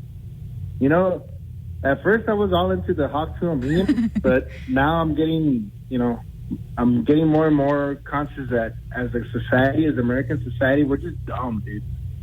we're eager to just throw our money at anybody that makes us laugh for 0.5 seconds on the internet. Good point. That's all it says, dude. And I hope she gets investigated and prosecuted, dude. Wow. Ándale, pues. There are some people who want her in jail to be thrown in jail. But what do you think if investing in the Hawk Tua girls Who would fake have thought money that is a sound investment? Who would have thought the Hawk Tua girls meme coin was not going to be great? They're like, that's really on you, right? There's people talking about, I lost my net worth, I took out a second mortgage, which I don't believe. But Well, why are you listening to this channel? Why are you listening to Hawk Tua girl? I put $30,000, and I was like, have you heard of the NASDAQ or like an Apple stock or there's stocks that play dividends? We did say stay away from this token in yesterday's video, and I did actually think that this was pretty funny. Keyboard Monkey says straight to a prison. So overall, that is the news with the Hawk Tua token. Stay away from celebrity coins. As you can see, you can lose a lot of money. Well, it made $2 million in 10 minutes and then took an unprecedented deep plunge. Because they pulled it. They pulled the rug out. Meme coin is live. I don't know if she's to blame. I don't think she understands this stuff. How are you going to hold the Hawk Tua girl responsible? It's whoever put it. You know, somebody said, hey, we'll pay you this much money if you say this thing's good. Yeah, and she probably didn't think she was going to get in trouble. I know that they got this, there was this girl on Twitter, on the internet. She used to do these things called walking bets. And you just look that up, Buzz. See if it pops up. You'll see very quickly why it became popular. And she used to do this thing called walking bets. And she quickly got embroiled. Big So she used to do this thing called walking bets and then would give you plays of the day. And then she got involved in crypto and immediately had to take everything down, stop doing that because people got mad. They feel scammed. They believe in these people thinking they're sound investments when if Hawk Tua girl faces legal repercussions, then Matt Damon should. Because during the Super Bowl a couple of years ago, he basically shamed me for being a coward by not getting involved in what the hell was he selling? It was one of those that it was coin thing. Some coin thing, but it was the one that the guy went to prison for. Right. The autistic dude that started the Sam Bankman-Fried. Yeah, FTX. There we go, FTX. FTX. Fortune favors the bold, and then he's showing pictures of astronauts and And he kind of called you like like a little bitch if you didn't do it. And it's like, you, Matt Damon.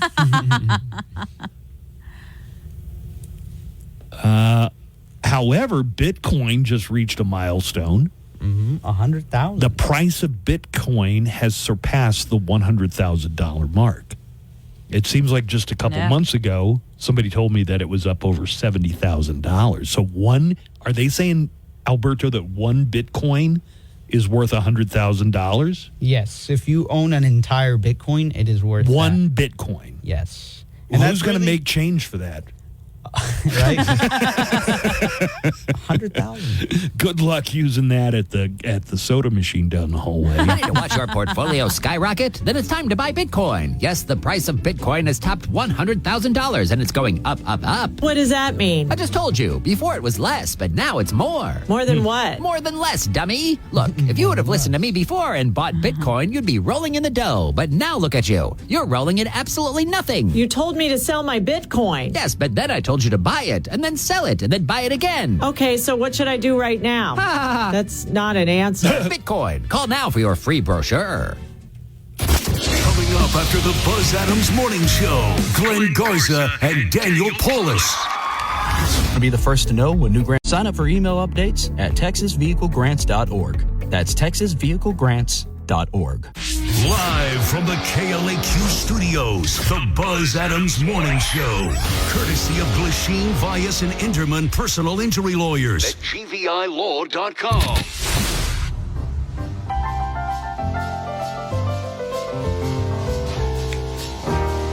You can enjoy some ice skating this season. The rink at Winterfest is back at the Convention Center Plaza. So we got a couple of tickets for this. Let's go ahead and give those away.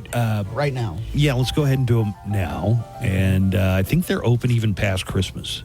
Yes, January 5th. January 5th is when the rink is going to go away, but really festive. Beautiful downtown. Lovely. Give me caller number 10. Okay. 915. Hey, and Alberto, I still... I'm still going to wrap up the show. We don't have any more commercials, and we still have like 20 minutes to go. So yeah, get the winner and then come back because I got a bunch of other things to talk about. Okay. Caller number 10, here's the number to use. It's 915-910-4995. That's 915-910-4995. Caller 10 is going to get some tickets for the rink at Winterfest. Enjoy some ice skating. All right, well, you're getting that. I have a couple of other things I want to talk about. Q Connected is going to air in its usual time this week. Cowboys aren't even playing on Sunday. They're playing Monday night. Our new music showcase, Q Connected, is going to feature new songs from some bands that have been around a while, but they have new music. 10 years. Hinder and Saliva. Wow. High school right there. Yeah, that's like early 2000. Yeah. Lips of an Angel? Lips of an Angel. Somebody gave me that album for Christmas one year, and I had it on repeat. Album or CD? The CD. All new music from those bands. Plus, Daniel Paulus is going to put the spotlight on some really great local bands and regional bands. Arcadian, Viva Vendetta, Against the Edge, and Obscure are all going to be featured. It's Q Connected, bringing you new rock, introducing you to new rock, and also keeping the spotlight on some local and regional bands. That is Q Connected, Sundays 5 to 7 on 95.5 KLAQ. Let's take a look at the golfers forecast brought to you by Painted Dunes Desert Golf Courses. Cloudy today, and there's going to be about a 20% chance of rain throughout the El Paso area for most of the day. It's not going to warm up a whole lot. 54 is all we're going to get for a high temperature today. And tomorrow for Saturday also, we're seeing about a 20% chance of rain in the forecast. For Saturday, 57 is going to be the high. Ooh. Sunday might be the day, though, if you're looking to get outside and golf or tennis or whatever you do for exercise. Sunday's looking pretty good. Temperature's going to get back up near 70, 67 for the high on Sunday. Few clouds. Any rain is mostly going to be in the early morning hours, and then it'll lighten up outside on Sunday. So that's my stamp of approval, mostly for Sunday. And this golfer's forecast brought to you by Painted Dunes Desert Golf Course. You can set up all your tee times and reservations online at painteddunes.com. That's painteddunes.com. Or call the Pro Shop. Their number is 915-821-2122. Joanna, did you just send a link, or did I did? That was not me. That was not me. Well, congratulations goes out to Horizon City. It's getting its first ever Albertsons today.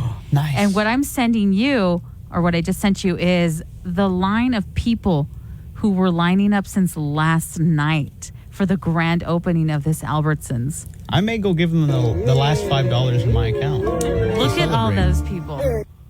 Why were people lining up to get into Albertsons? I think they were getting awarded like... Oh, they were giving away... Yeah, they were giving away like a gift card. And they camped out and everything. And they camped out. The first 300 were awarded a $100 Albertsons gift card. Look at that. I'm not a dog, but wow. Wow. Is this supposed to be the enhanced Albertsons? I saw a story about there was an enhanced Albertsons that's going in somewhere. Perhaps, yeah. Got robots inside? I forget. There were, I think they were going to have a few other options available for you. When you grocery shop, where do you guys usually go? I mean, Walmart. It depends. If I want to feel fancy, then Albertsons. Wait. Albertsons is fancy? Albertsons is the fancy. That's my Whole Foods, if you will. Do you ever go to Whole Foods? Yes, I've been there like if I'm really balling. Twice. Yeah. If I really feel like splurging. I haven't been in a while, but if I'm really balling, you'll find me. It's like in a Whole once a Foods. year trip to Whole Foods. Wait, do you think Albertsons is more expensive than It is, yeah. than Walmart? Yeah. A little bit. And sometimes they have more they selection. Have more selection. They have a deli and they section have, that like, has a lot of stuff. They have much more, I don't know, premium quality products at Albertsons.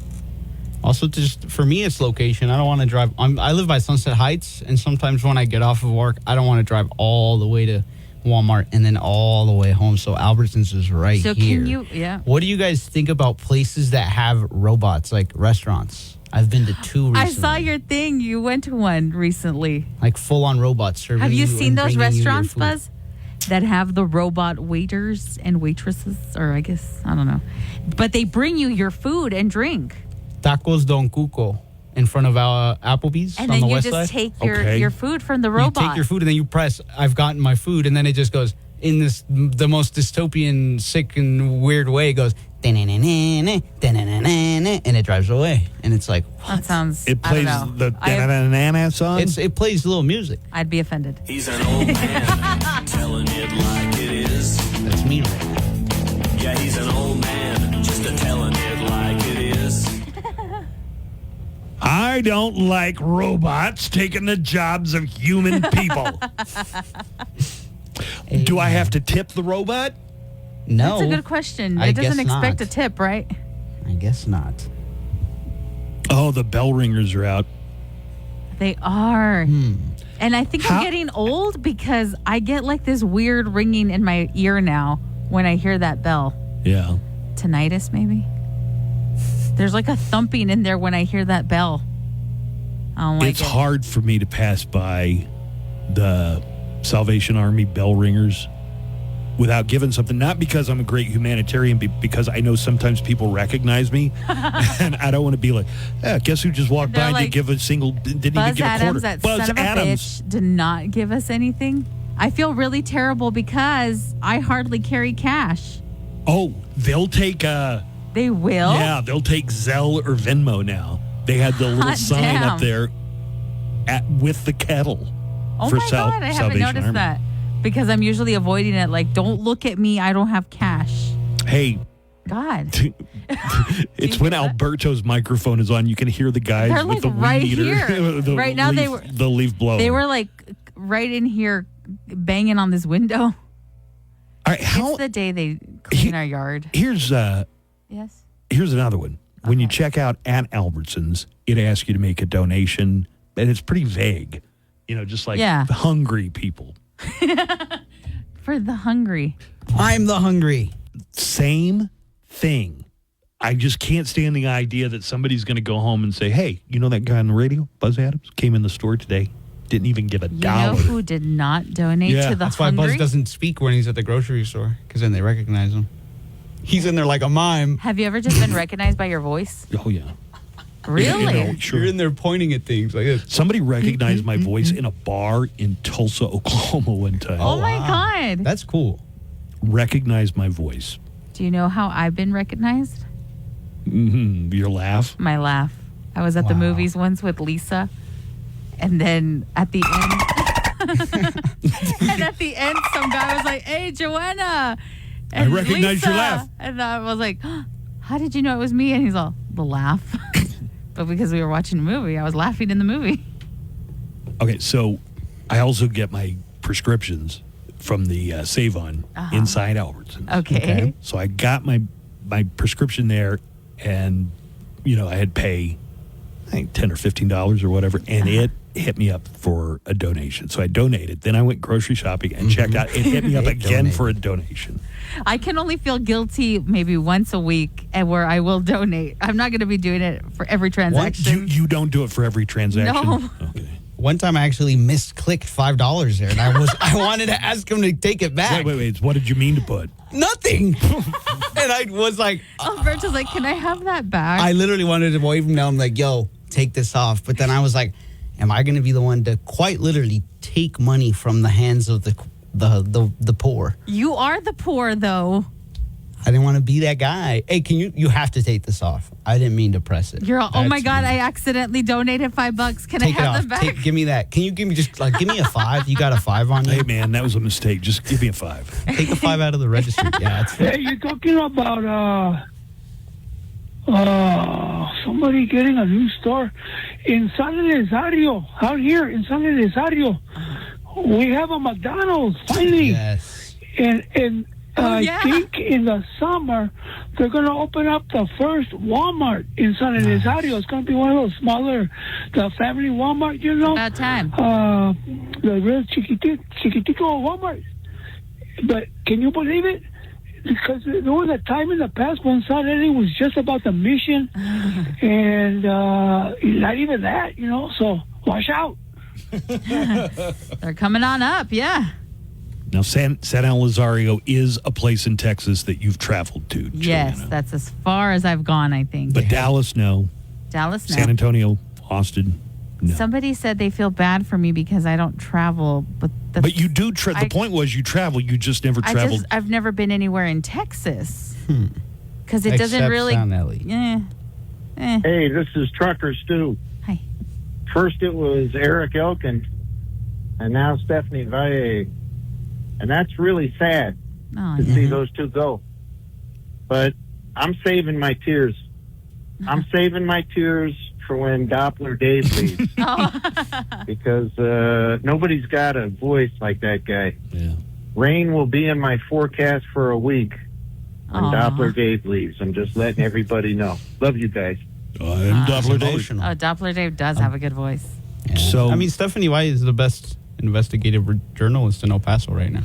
Stephanie posted this, but it was on the air last night on Channel 7. Stephanie Valle has been at KVIA for over 20 years. Did you know? Yeah. Welcome back to ABC 7 at 6. I'm Stephanie Valle. I have a quick announcement for you all, and it's hard to believe that I'm actually going to be saying this, but after 23 years and more than half my life, I will soon be moving on from KVIA. Now, today is not my last day here at ABC 7, but I did want to give you all notice as I begin this transition from my career on air and in your homes into a life that will give me more time to be with my family, which is why I am choosing to take a step back.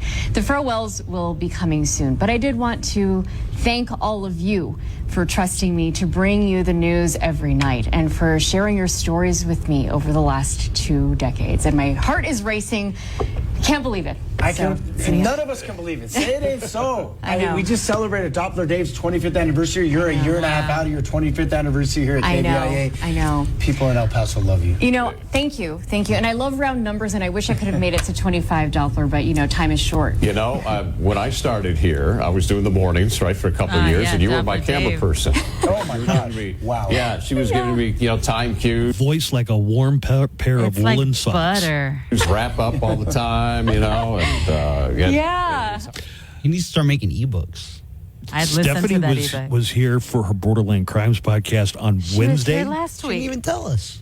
And she didn't let on a single bit, but she did talk about going up to New York for her Edward R. Murrow Award. She did, yeah. Seeing different people from NPR, and the networks, and cable news. Yeah.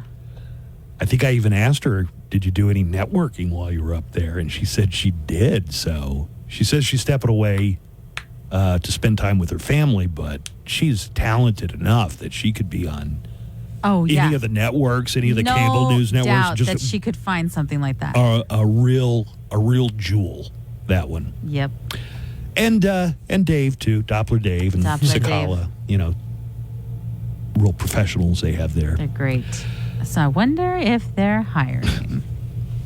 Joanna. Yeah, but you're happy here, aren't you? Ka-ching, yeah. I got a story for you about the world's oldest bird. Aw. Me. Oh my God, did it die? Wait a minute. No, it's I've heard alive. of birds before that were like almost 100 years old. This old bird is in the news because it just laid an egg at the age of 74. Oh my God. Her name is Wisdom, and apparently they first started tracking her in the 1950s. Oh my God. She is a Lasian albatross, lives on a remote island in the Pacific about 1,200 miles northwest of Hawaii. So here is bird expert Sean Dooley talking about the 74-year-old bird who just laid an egg. This is quite extraordinary. This beautiful bird, Wisdom as they've called her, was banded in 1956 by researchers, and she was laying an egg then, and it takes at least 5 years for them to be old enough to breed. So she's at least 74. She may be older. The general age of a Laysan albatross is usually no more than 40 years, as far as the researchers can tell. So she's an extraordinary creature. Extraordinary creature. I love it. Sean Grant was here earlier. Really nice to see Sean. He brought us Christmas cards. How nice. He gave us all a Christmas card, including Alberto. You can see Sean tonight. There's one show tonight at the Comic Strip, 2 shows tomorrow. Also, Taquita Love is part of the show. She was great. And you could go and see them 2 shows on Saturday at the El Paso Comic Strip. Guys, I think we're just about to put a bow on it. Is there anything else that you wanted to broach before we wrap things up today? Once again, that website to find out if you've been on the naughty or nice list is called ChristmasAffairs.com. We got a lot of people in our fan chat on Facebook looking up their names to see if they're on the naughty or nice list. If you don't find your name on the list, you can put in a review, and then they will tell you if you've been naughty or nice. I can see this website, which sounds fun, giving some kids some real anxiety, because it seems to be what you were doing is just like a random generator. Tells you if you're on the nice list or the naughty list. If you feel like you've been unjustly put on the naughty list, like I have been put on the naughty list. I was on the naughty list too, but it was not unjustified. You can request a review, and then you can tell them why you should be put on the nice list. So that is ChristmasAffairs.com. All right. Have a great one, everybody. Have a great weekend. Stay safe. We'll be back Monday, and we'll talk to you then. So long, everybody. Well, that's it. Show's over. What? We just started. Yeah, well, the show's over. That's the end. That's not the end. Why, yes, it is. Right. That's the end. And that's the end. That's the end. The Buzz Adams Morning Show will be back Monday morning. Hello, everybody. It's so